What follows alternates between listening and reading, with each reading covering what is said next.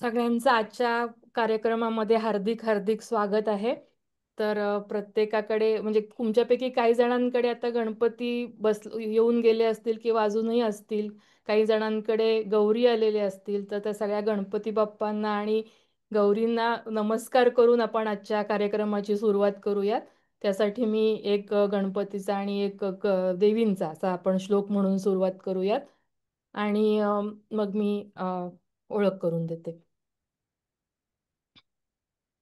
वक्रतुंड महाकाय सूर्यकोटी समप्रभ निर्विघ्नं कुरु मे देव सर्वकार्येषु सर्वदा. नमो देव्यै महादेव्यै शिवायै सततं नमः. नमः प्रकृत्यै भद्रायै नियता प्रणता स्मताम्. तर आज आपल्याकडे विनायकजी परांजपे आलेले आहेत. मागे 6 जुलैला ते आपल्याकडे आले होते. त्यांनी ॲक्युप्रेशर ॲक्युपंक्चर या विषयावर आपल्याला खूप छान मार्गदर्शन केलं. त्याच्यानंतर त्यांनी त्यांची पुस्तिकाही आपल्याबरोबर शेअर केली होती. आणि एक घरगुती सगळ्यांना वापरता येईल असं एक ॲक्युपंक्चरचं किट त्यांनी आपल्याला शेअर केलं होतं. आणि मला हे शेअर करायला खूप आनंद वाटतो की ते किट मी घेतलं आणि माझा हात दुखत होता. मी त्याला लावले मुद्दामून दिसत असेल तर तिथे जिथे दुखतंय तिथे मी ते असं लावलं आणि माझा तो दुखायचा थांबला. त्यामुळे मला त्याचा खूप व्हेरी गुड. छान अनुभव आला. तर मला ते थँक्यू शेअर थँक्यू. करायचं होतं. आणि आज आपल्याकडे ते तुम्हाला त्याची तर ओळख आहेच आहे की त्यांचे अनेक ऑल्टरनेटिव्ह थेरपीजवर त्यांचा अभ्यास आहे. की आपण कधी असं म्हणत नाही की तुमचे फिजिकल म्हणजे कोण प्रायमरी फिजिशियन असेल, डॉक्टर असतील, त्यांचं तुम्ही मार्गदर्शन घ्या आणि ते कंटिन्यू ठेवा. पण त्याला आपल्याही हातामध्ये काही गोष्टी आहेत की आपण मुळात रोग होण्यासाठी न होण्यासाठी त्याच्यासाठी प्रयत्न करू शकतो. किंवा झाला तर आपण आपल्याकडून काही उपाय अल्टरनेटिव्ह थेरपीजनी करू शकतो. तर अशा अनेक थेरपींचा त्यांचा अभ्यास आहे. जसं प्रेशर ॲक्युपंक्चर, त्याच्यानंतर reiki, doctor Bach's flowers remedy ज्याच्या विषयावर ते आज आपल्याला मार्गदर्शन करणार आहेत. आणि प्रॅक्टिकल ॲस्ट्रॉलॉजी असे अनेक याच्यावर त्यांचं आहे. त्यांचं क्लिनिक सुरू आहे ठाण्याला. तर जे आजचा विषय आहे फ्लॉवर रेमेडीज त्याच्या अनेक अनेक उपयोग आहेत जास्ती करून. आणि सगळ्यांना म्हणजे चिल्ड्रन्स पासून ते ॲडल्ट्स पर्यंत सगळ्या एजच्या ग्रुप्सच्या लोकांना त्याचा फायदा होऊ शकतो. जास्ती करून कॉन्सन्ट्रेशन, ओव्हर थिंकिंग असेल तर फोकस वाढवण्यासाठी, कॉन्सन्ट्रेशनसाठी, कॉन्फिडन्स वाढवण्यासाठी, फिअर, लोनलीनेस या सगळ्या गोष्टींसाठी त्याचा खूप चांगला उपयोग होतो. त्याच्यानंतर काही काहींना पटकन राग येतो, शॉर्ट टेम्पर्डनेस असू शकतो, तर त्याच्यावर पण ह्याचा खूप उपयोग होतो. तर त्या करणार आहेत.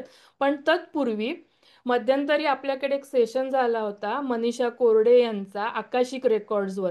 आणि त्या कशा रामराम म्हणायला त्यांनी रामराम म्हणण्याचं महत्त्व सांगितलं होतं. त्या अगदी इथल्या अमेरिकेतल्या मुलांकडून सुद्धा ते ग्रीटिंग्स म्हणून त्या रामराम म्हणतात. तर विनायकजींनी त्यांच्या ॲक्यू सायन्सेसमधून रामराम म्हणण्याचं काय बेनिफिट्स होतात आपल्याला त्याचा रिसर्च केलेला आहे, त्याच्यावर संशोधन केलं आहे, चिंतन केलेलं आहे. तर मी त्यांना विनंती करते की त्यांनी सुरुवात त्यांच्या थोडक्यात त्यांचं ते काय त्यांच्या रामराम नामाचं आपल्या शरीराला महत्त्व असतं ते सांगून मग आजच्या फ्लावर्स डॉक्टर बाचेस फ्लावर्स रेमेडी या त्यांच्या विषयाला सुरुवात करावी. धन्यवाद धन्यवाद. अंजली. तुम्ही मला दुसऱ्यांदा बोलावलं, याचा अर्थ पहिलं चांगलं झालं होतं. आणि त्याच्यामुळे दुसऱ्यांदा पुन्हा बोलावण्यात आलं मला. ओके. तर माझी लोकांना विनंती आहे, जे प्रेक्षक किंवा सहभागी झालेले आहेत त्यांनी थोडे व्हिडिओ चालू ठेवलेत तर मला जास्ती बरं पडतं. कारण काय की लोक समोर दिसली, त्यांची चेहऱ्यावरची एक्सप्रेशन दिसली ना, तर मग मला जरा बोलायला सोपं पडतं. मी कॅमेऱ्याशी बोलू शकत नाही, हा माझा मोठा प्रॉब्लेम आहे. आणि त्याच्यामुळे ऑनलाईनचा थोडासा प्रॉब्लेम होतो. परंतु जरा समजून घेतलं तर चांगलं होईल. आणि आता दिसतंय मला थोडस. तर मी सुरुवात करतो. नेहमी प्रत्येक माझ्या कुठच्याही भाषणाची किंवा कुठच्या कोर्सेसची मी सुरुवात नेहमी हरिओम पासून करतो. त्यामुळे हरिओम असा मोठ्या आवाजात म्हणूनच नेहमी त्याची सुरुवात करतो. तर आता यांनी सांगितलंय त्याप्रमाणे आपण राम नाम किंवा रामनामाचा जप याच्याबद्दलचं जे माझे विचार आहेत किंवा मी त्याच्याबद्दल जे काही चिंतन केलेलं आहे आणि मला जे त्याच्यातनं सत्व सापडलंय ते तुमच्याकडे थोडंसं शेअर करावं असं मला वाटलं. कारण मागच्या याच्यामध्ये आकाशिक रेकॉर्डच्या याच्यात मला वाटतं मनीषाताई त्यांनी त्याच्याबद्दल थोडंसं बोललं होतं. आपल्या सगळ्यांना मराठी लोकांचा एक प्रेमाचा कोपरा असतो प्रत्येक सगळ्या मराठी लोकांच्या मनामध्ये, आणि तो प्रेमाचा कोपरा असतो तो म्हणजे मनाचे श्लोक. मनाचे श्लोक हा सगळ्यांचा एक प्रेमाचा कोपरा असतो. आणि मनाच्या श्लोकामध्ये रामदास स्वामींनी म्हटलेलं आहे, प्रभाते मनी राम चिंतित जावा, पुढे वैखरी राम आधी वदावा. आता या मनाच्या 205 श्लोकांमध्ये त्यांनी सुरुवातीलाच राम म्हणावा असं म्हटलंय. याच्यामागे काहीतरी कारण असणार. राम हा देव आहे, राम म्हणजे दैवत आहे, राम हा दशावतारापैकी सत्वा अवतार आहे वगैरे वगैरे सगळं असलं तरी त्याच्या मागे काय असणार ह्याचा एक काय म्हणून त्याला एक शोध म्हणा किंवा त्याच्याबद्दलचा एक रिसर्च मी जो केला त्या ह्याच्यातनं मला काय दिसतं. आपल्या भारतीय संस्कृतीमधले भारतीय ह्याच्यातलं आणि माझा नेहमीच सगळ्या गोष्टी ज्या काय विविध प्रकार मी करत असतो ना ते सगळं इतर कुठच्याही जगातलं असलं ना तरी ते भारतीय संस्कृतीशी कुठे जोडलेलं असतं असं मी त्याकडे नेहमी बघत असतो. आणि त्याप्रमाणे मला एक दिसलं असं या सगळ्या याच्यामध्ये की आपल्या भारतीय संस्कृतीमध्ये योगशास्त्रामध्ये दोन नाड्या म्हटलेल्या आहेत. एक चंद्रनाडी, एक सूर्यनाडी, किंवा त्याला इडा आणि पिंगला असं म्हणतात, ज्या तुम्हाला माहितीच असतील, बरोबर आहे. आणि आपल्याला हेही माहिती आहे की इडा आणि पिंगला नाड्यांमधून ज्या वेळेला श्वासोश्वास चालू असतो त्यावेळेला तो प्रत्येक प्रकारची काहीतरी कामं करत असतो. ज्यावेळेला या दोन्ही नाड्यांमधून चालणारा श्वास एकत्र येतो त्यावेळेला चालू होती ती सुषुम्ना नाडी. आणि ही सुषुम्ना नाडी जी आहे ती आपल्या कोणाचा व्हिडिओ राहिलाय? नाही नाही, मी जस्ट सगळ्यांना लिहिलंय की तुमचा व्हिडिओ ओके ओके ओके जमलं ओके तर. Okay okay okay. मी जरा गॅलरी व्ह्यू घेऊ का, म्हणजे थोडं मला बरं पडेल. ज्यांना ज्यांना ज्यांना आपल्याला हवा असतो ना, माझंच फक्त हवंय ते माझ्या याला फक्त पिन करून ठेवू शकतील असं मला वाटतंय. मी मध्ये मध्ये आपण बदलूया जरा, कारण मला थोडी सगळी लोक दिसली की मला जास्ती उत्साह येतो. ओके. तर हे काय म्हणू रामनामाच्या बाबतीतलं जे काही माझ्या याच्यात आलं होते इडा पिंगला आणि सुषुम्ना याच्यातनं सगळं आलेलं आहे. मी ज्या वेळेला अॅक्युपंक्चरचा अभ्यास केला आणि अॅक्युपंक्चर मध्ये काय म्हणतो ना मनन चिंतन करत होतो, माझ्या काही पद्धती त्यातनं आणि सगळं बघत होतो, त्यावेळेला मला असं दिसलं, आपण मागच्या वेळेला पण आपण बोललो होतो माझ्या मागच्या लेक्चरमध्ये की शरीरामध्ये 14 नाड्या आहेत. भारतीय योगशास्त्र असं म्हणतं की त्या 72,000 नाड्या आहेत, अॅक्युपंक्चर प्रमाणे 14 नाड्या आहेत. आणि ह्या 14 नाड्यांमधनं आपल्या शरीरातली प्राणशक्ती फिरत असते आणि ती फिरत असते आणि त्यामुळेच आपलं शरीर सगळं चालत असतं. हा, याच्यापैकी भारतीय योगशास्त्रात प्रमाणेच 72,000 आणि 14 याच्याबद्दलचं मी बोललो होतो, त्याच्याबद्दल आता काही बोलणार नाही. परंतु यात ज्या 14 नाड्या आहेत त्याच्यापैकी 2 नाड्या अशा आहेत किंवा 2 मेरिडियन्स अशा आहेत ज्याला एकाला रेन मेरिडियन म्हणतात. रेन मेरिडियन जी शरीराच्या फ्रंट मिडलाईन मधनं जाते, खालनं पेरिनियम मधनं चालू होते आणि फ्रंट मिडलाईन मधनं जाऊन जिभेच्या खाली संपते. आणि दुसरी मेरिडियन आहे ती खालनं पाठीच्या मागच्या माकडापासून चालू होते आणि पाठीच्या मणक्यावरनं जाऊन पुढच्या बाजूनी येऊन ओठ आणखी आपले ओठ, वरचा ओठ आणि दात याच्या आतमध्ये येऊन संपते. हा, आता कसं आहे, ही जी यिन मेरिडियन आहे ना पुढची रेन मेरिडियन जी आहे ती म्हणजे आपल्या भारतीय पद्धतीतली इडा नाडी, चंद्र नाडी. दुसरी मेरिडियन जी आहे पाठीवरनं जाणारी डीयू मेरिडियन ती म्हणजे पिंगला नाडी, मागच्या बाजून जाणारी. आणि ज्यावेळेस दोन्हीचा संयोग होतो त्यावेळेस सुषुम्नेमधनं चालतं. हा, तर हे ज्या वेळेला माझ्या लक्षात आलं त्यावेळेला मग मला अनेक गोष्टींचा साक्षात्कार झाला, तो असा की आपण ज्या वेळेला बोलत असतो, म्हणजे कुठचाही शब्द आपण उच्चार करत असतो त्यावेळेला सगळ्यात महत्वाची गोष्ट कोणती असते उच्चार होण्यासाठी, ती म्हणजे जीभ. जिभेची हालचाल होते, जीभ आपली वेगवेगळ्या ठिकाणी शरीरात तोंडामध्ये वेगवेगळ्या ठिकाणी जीभ पोचते आणि त्याच्यातनं आपल्याला उच्चार होतात. एक प फ ब भ म एवढं सोडलं तर बाकी सगळे उच्चार हे जिभेने होतात. प फ ब भ म फक्त तोंडाच्या ओठांच्या हालचालीने होतात. तर ही जी काय हालचाल होते म्हणजेच काय की जिभेचा संपर्क होतो.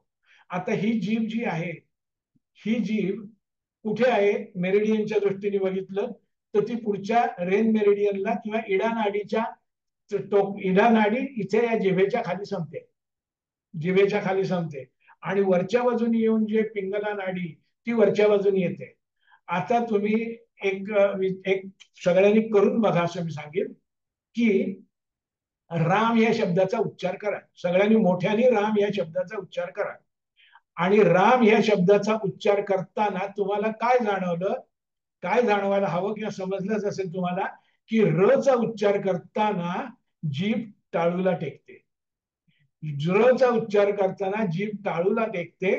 म्हणजेच का ही इडा आणि पिंगला, रेन आणि डियू मेरिडियन दोन्ही एकत्रित जोडल्या जातात. हा बरं, ह्या राम मध्ये आणखीन एक गमतीदार गोष्ट आहे. रामचा उच्चार करताना नुसती जीभ टेकून भागत नाही. रामचा उच्चार करताना तिथे फडफडायला लागते ती. आणि त्यामुळे लहान मुलांना र म्हणता येत नाही, कारण र म्हणण्यासाठी जी जीभ हलायला लागते. ज्यांची जीभ असते जड त्यांना म्हणता येत नाही. इव्हन आताच मी म्हटलं होतं आमचं मीटिंग चालू व्हायच्या आधी माझं नाव रवी आहे आणि लहानपणी मला माझं नाव रवी सांगताच यायचं नाही, कारण जीभ नाही ना चालत ती. त्यावेळेस मी म्हणायचो येबई. अजूनही मला जुने लोक अजूनही मला येबई म्हणूनच म्हणतात. पण र चा उच्चार करताना म्हणजेच काय होतं की र चा उच्चार करताना इडा आणि पिंगला ह्या दोन्ही एकमेकांना मिळतात आणि एकदाच नाही मिळत, फडफड 2-3दा मिळतात. त्यामुळे ज्या ज्या वेळेला र चा उच्चार होतो त्या त्या वेळेला इडा पिंगला दोन्ही जोडल्या जातात. म्हणजेच सुषुम्नेकडे ते सगळं जातं आणि त्या सुषुम्नेमधनं जाण्याचा जो योगिक त्याच्या मागचा जो अर्थ आहे तो आपल्याला प्राप्त होतो. आणि म्हणून रामदास स्वामींनी म्हटलेलं आहे की प्रभाते मनी राम चिंतित जावा, पुढे वैखरी राम आधी वदावा. अर्थात स्वामी समर्थ रामदास हे अतिशय प्रॅक्टिकल होते. त्यामुळे त्यांनी प्रभाते मनी राम चिंतित जावा, आपण मनातल्या मनात राम म्हटला तर हे फडफडणं होत नाही. बघा, म्हणून मनातल्या मनात म्हणून होत नाही. ह्याचा जर का खरा इफेक्ट मिळवायचा असेल आयुष्यामध्ये तर तो मोठ्याने म्हणायला पाहिजे. सकाळी त्यांनी मनी का म्हणावं, मनी चिंतित जावा असं का म्हटलंय, तर तुमची झोप मोडली म्हणून तुम्ही मोठ्या मोठ्याने राम राम राम करून लोकांना कशाला उठवाल घरातल्याना. ज्यांना झोपायचंय त्यांना झोपू दे. पण त्याच्यानंतर प्रभाते मनी राम चिंतित जावा, पुढे वैखरी राम आधी वदावा. आणि मग म्हणून प्रत्येक वेळेला राम म्हणावं. आणि राम राम म्हणण्याच्या मागचं काय अर्थ आहे की इडा पिंगलाचा संयोग होणं. आणि इडा पिंगलाचा ज्या ज्या वेळेला संयोग होतो त्यावेळेस सुषुम्ना जागृत होते. आणि म्हणून रामनामाच्या मौखिक जपाने किंवा काय म्हणून त्याला वैखरीने जप केल्यामुळे आपल्या आयुष्यात बॅलन्स येतो. इडा पिंगला एकत्र आले की बॅलन्स होतो आणि त्या बॅलन्समुळे आयुष्य सगळं सुधारतं. लोक म्हणतात आम्ही रामाचा जप करतो त्याच्यामुळे अमुक झालं, पण त्यामागचं खरं कारण हे आहे की इडा पिंगला बॅलन्स होणं. आणखीन एक गोष्ट याच बाबतीतली तुम्हाला माहिती असेल तर प्राणिक हिलिंग म्हणून एक उपचारांची पद्धत आहे. प्राणिक हिलिंग फिलिपाईन्सची पद्धत आहे ती, रेकी वगैरेच्या जवळपासची. त्याच्यामध्ये जे कोणी ट्रीटमेंट देणारे असतात त्यांना सांगितलं जातं की ट्रीटमेंट देताना जीभ टाळूला लावून ट्रीटमेंट द्यायची. जीभ टाळूला लावून ट्रीटमेंट द्यायची म्हणजे काय, ही यिन आणि यांग किंवा इडा आणि पिंगला दोन्हीचा संयोग करून तुमचं कंप्लीट तुम्ही करा. आणि ज्यावेळेस तुम्ही कंप्लीट कराल त्याच वेळेस ते समोरच्या पेशंट पर्यंत सुद्धा पोहोचेल आणि ते पूर्ण होईल. तेव्हा राम राम म्हणा. आपल्याकडे आणखीन एक गोष्ट आहे ह्याच्यात, 1-2 मिनिटात फक्त, की आपले जे कोणकोणते सगळी स्तोत्र आहेत, पर्टिक्युलरली सिद्धकुंजिका स्तोत्र किंवा अशी कोणती आहेत, त्या सगळ्या स्तोत्रांमध्ये बीजमंत्र असतात. आणि या बीजमंत्रांच्या बद्दल जर का तुम्ही बघितलं तर तुम्हाला काय दिसतं, प्रत्येक बीजमंत्रामध्ये र टाकलेला असतो. भ्राम ब्रीम भ्रूम क्राम क्रीम क्रूम फ्राम फ्रीम फ्रूम वगैरे वगैरे वगैरे. याच्या मागचं कारण काय, तर र च्या उच्चारामध्ये इडा पिंगला ऍक्टिव्हेट होतात आणि त्याचं फळ मिळतं. हा एक. आणि म कशासाठी त्यांनी टाकलेला आहे, म चा सगळ्यांनाच माहिती आहे आपल्याला, योगामधले असणाऱ्या सगळ्यांना, की काय म्हणतो त्याला भ्रामरी प्राणायाम. म मुळे ही सगळी एनर्जी आहे ती वरच्या बाजूला डायव्हर्ट होते. त्यामुळे आपले जे काही उच्चार आहेत किंवा जे काही मंत्र आहेत ना ते सगळे थोडेसे मोठ्याने म्हणण्यामध्ये आहे. आणि म्हणून सकाळी उठल्यापासून प्रत्येकाला जिथे कुठे तुम्हाला र घालता येईल तो घाला. रामच म्हणायला पाहिजे असं नाही, काही म्हटलं तरी. आणि म्हणून हरे राम हरे कृष्ण हे जे आहे त्यामध्ये र आहेच. असं अशा प्रकाराने माझं मी याच्याबद्दलचं थोडं बघणं आहे. तुम्हाला पटत असेल तर तुम्ही नक्की वापराल आणि जो कोणी वापरतो त्यांना त्याचा नक्की फायदा होतो याच्याबद्दल मला खात्री आहे. काही प्रश्न असतील तर आपण नंतर मग बघूया काय असतील तुम्हाला. ओके. तर हा झाला आपला सध्याचा काय म्हणतो ना कंटिन्यू करण्याच्या ह्याच्यातला. आता आपल्या मूळ मुख्य विषयाकडे जाऊया. डॉक्टर बाग फ्लॉवर रेमेडीज. डॉक्टर बाग फ्लॉवर रेमेडीज ही जी उपचारांची पद्धती आहे ती साधारण 150-200 वर्ष फक्त जुनी आहे आणि ती बरीचशी होमिओपॅथीशी मिळती जुळती आहे किंवा होमिओपॅथीच्या जातकुळीतली आहे असं आपण म्हणूया. मिळती जुळती आहे म्हणण्यापेक्षा होमिओपॅथीच्या जातकुळीतली ती आहे. तर या फ्लॉवर रेमेडीज किंवा ज्याला पुष्पौषधी असं म्हणतात त्याचा एक मुख्य महत्वाची गोष्ट आहे की फ्लॉवर रेमेडीज ही मनावर काम करणारी औषधं आहेत. या फ्लॉवर रेमेडीजची जी काही उपचार पद्धती आहे त्याच्यामध्ये फक्त 38 औषधं आहेत. किती आहेत? फक्त 38.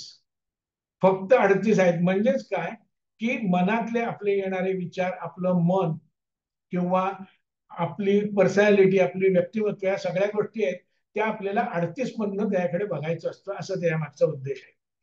तर ह्या डॉक्टर बाग फ्लॉवर रेमेडीची सुरुवात कशी झाली त्याकडे आपण थोडस जाऊया. त्याचा इतिहास, सुरुवात कशी झाली. तर याची सुरुवात अशी झाली, डॉक्टर बाग नावाचा इंग्लिश मेडिकल डॉक्टर, पण मी त्याला डॉक्टर बागला इंग्लिश ऋषी असं मी म्हणतो, इंग्लंडचा इंग्लिश ऋषी असं म्हणतो. कारण काय तर त्यांची स्वतःची होमिओपॅथीची प्रॅक्टिस होती, ते मेडिकल काय म्हणून ॲलोपॅथी मेडिसिनची पण प्रॅक्टिस होती आणि बरंच काय काय त्यांचं होतं. आणि त्यांची त्या काळात म्हणजे 100-125 वर्षापूर्वी लाखभर पाऊंडांची त्यांची प्रॅक्टिस होती. आणि त्यावेळेस त्यांच्या असं लक्षात आलं की लोक जी आजारी पडतात ती तेच आजार त्यांच्यात पुन्हा पुन्हा रिपीट होत असतात. तेच ते बाहेर पडतात, ट्रीटमेंट देतो, बाहेर पडतात, पुन्हा जातात. ती तिथेच सारखी सारखी घोटाळत राहतात. याच्या मागचं काय कारण असावं असं त्यांच्या मनात आलं. आणि होमिओपॅथीचा त्यांचा अभ्यास होता. होमिओपॅथीमध्ये मनाला खूप महत्व आहे, परंतु होमिओपॅथीचा एक थोडासा काय म्हणून प्रॉब्लेम असा आहे की होमिओपॅथीमध्ये हजारो औषध आहेत आणि इनफॅक्ट काय म्हणावी तेवढी औषधं आणखीन सुद्धा येत राहतात. होमिओपॅथी मधला दुसरा एक प्रॉब्लेम थोडासा असा असतो की होमिओपॅथी औषधांची पोटेन्सी सिलेक्ट करणं हे खूप महत्वाचं असतं. कमी पोटेन्सी दिली तर इफेक्ट मिळणार नाही, जास्ती पोटेन्सीचं दिलं तर ऍग्रिवेशन होतील, अशा प्रकारचं पण असतं. त्यामुळे सामान्य सहजपणाने वापरायला ते सोपं नाहीये. आणि म्हणून त्यांच्या मनात असं आलं की ह्याच्यासाठी मला काहीतरी साधं सोपं हवंय की जे सहजपणाने वापरता आल्याने त्यात फारशी कॉम्प्लिकेशन नसतील. आणि एकदा हा मनात विचार आल्यावर ते ऋषी मी म्हटलं याचं कारण असं की हा मनात विचार आल्यावर त्यांनी त्यांची प्रॅक्टिस बिक्टिस लंडन मधली सगळी सोडून दिली आणि इंग्लंडच्या आणि युरोप मधल्या जंगलांमध्ये भटकंतीला सुरुवात केली. जवळजवळ 10-12 वर्ष ते इंग्लंड मधल्या सगळ्या जंगलांमध्ये फिरत होते. आणि तिकडे फिरत असताना त्या काय म्हणतो त्या वातावरणात आपल्या तुकारामांनी म्हटलेलं ना, वृक्ष आणि वलचरी सोयरे वगैरे वगैरे असं त्याच्या ह्याच्यातनं काहीतरी त्यांच्या ह्याच्यात सगळं झालं. आणि या निसर्गाच्या सान्निध्यात असताना त्यांना काय जाणवलं, त्यांना असं जाणवलं की इथली या निसर्गातली ज्या वनस्पती आहेत या वनस्पती म्हणजे एक एक पर्सनॅलिटी आहेत. या वनस्पती प्रत्येक वनस्पतीला एक एक स्वतःचं व्यक्तिमत्व आहे, एक एक पर्सनॅलिटीच आहे. आणि मग त्या दृष्टीने ते विचार करायला लागले की आपल्याकडे आलेले पेशंट या वनस्पतीच्या कशाच्या जवळ जात आहेत. अशा प्रकारे त्यांचा विचारसरणी आणि विचार चालू झाला. आणि त्या त्यांच्या काय एक 5-10 वर्षांच्या संशोधनात हे संशोधन सगळं मानसिकच होतं. जसं आपल्या काय म्हणतो ना भारतीय याच्यामध्ये आयुर्वेदामधलं ऋषींनी चरक आणखी या ऋषींनी संशोधन केले ते काय केलं, सध्याच्या सारखं काही क्लिनिकल ट्रायल्स वगैरे नाही घेतलेल्या, हे सगळं अंतर्ज्ञानाने अंतस्फूर्तीने आलं. तसंच डॉक्टर बाग यांच्या बाबतीत पण झालं.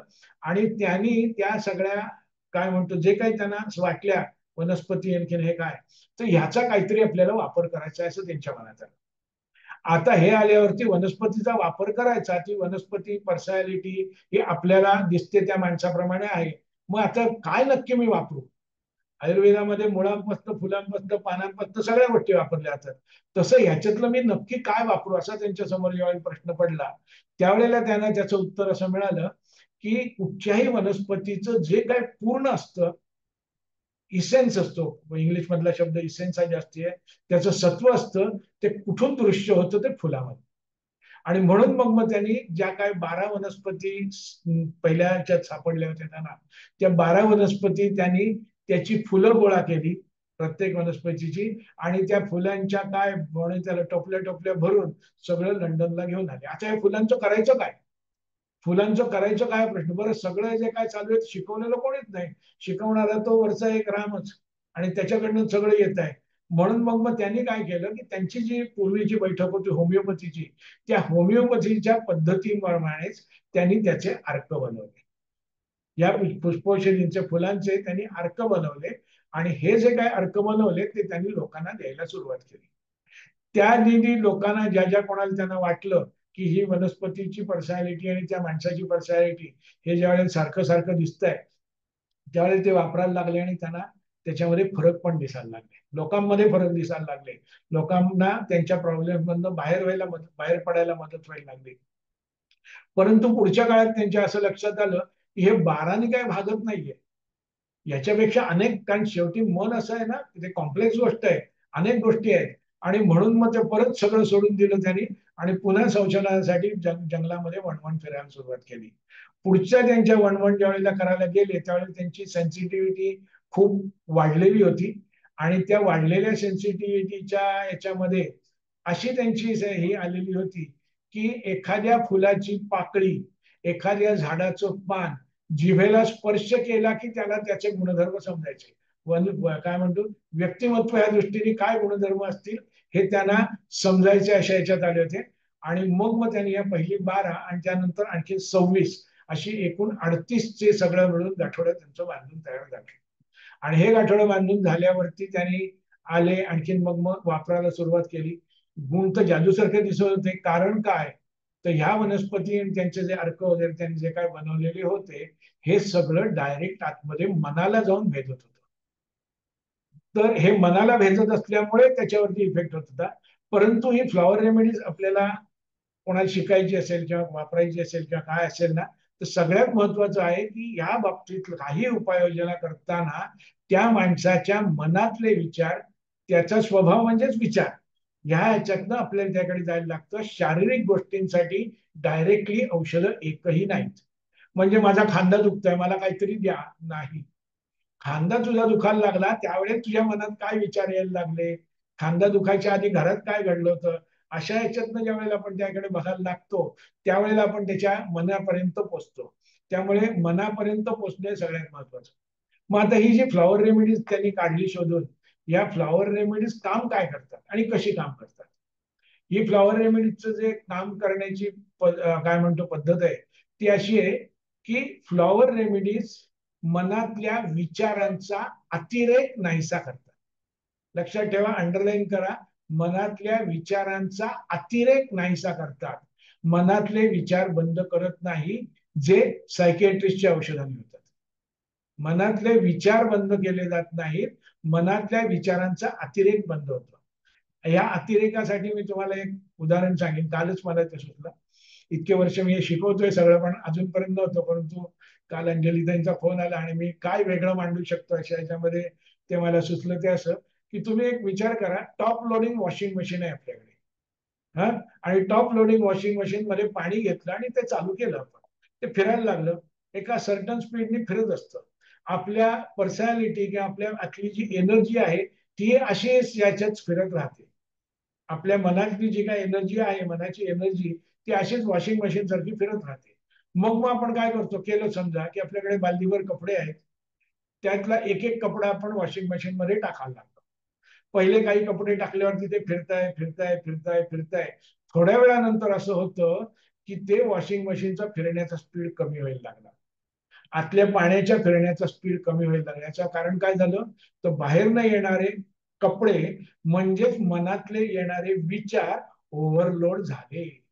आणि ओव्हरलोड झाल्याचा परिणाम पुढे काय होतो, शेवटी अशी परिस्थिती येते की मशीन फिरायचं बंदच होऊन जातं. म्हणजे काय झालं, कंजेशन, म्हणजेच आलं आजारपण. कळलं. त्याच्यामुळे ह्या फ्लॉवर रेमेडीज कडे बघताना हे जे ओव्हरलोड होणाऱ्या गोष्टी आहेत त्या आयडेंटिफाय करणं, त्या शोधून काढणं आणि त्याच्यावरती उपाययोजना करणं. याच्यातलं आणखीन एक दुसरी एक उदाहरण मी सांगतो. डॉक्टर आपला मायकेल एंजेलो, माहिती असेल तुम्हाला, सगळ्यांना माहिती असेल. मायकेल एंजेलोचं नाव, शिल्पकार, चित्रकार आणि वगैरे वगैरे बरंच काय काय होतं. त्याला कोणीतरी एक प्रश्न विचारला होता की तू दगडांमधनं एक एक मूर्ती घडवतोस, अतिशय सुंदर शिल्प तू घडवतोस सगळी, हे तुला कसं काय तुला सुचतं आणि तू काय करतोस काय नक्की, तू काय विचार करतोस? त्यावेळेस त्यांनी असं उत्तर दिलं, मी काहीच करत नाही. मूर्ती प्रत्येक दगडामध्ये असतेच, तिला नकोसलेल्या चिकटलेल्या गोष्टी मी बाजूला करतो. मूर्ती मुळात आहेच आतमध्ये. तशाच फ्लॉवर रेमेडीज काम करतात. बाहेर न येऊन जे चिकटलेलं आहे तेवढं बाजूला करतात. आतली मूर्ती सुंदर असते, ती तशीच आपल्याला दिसायला लागते आणि ती स्वतःच्या लख्ख तेजाने उजळून आपल्याला बाहेर दिसायला लागते. हे फ्लॉवर रेमेडीजचं काम आहे.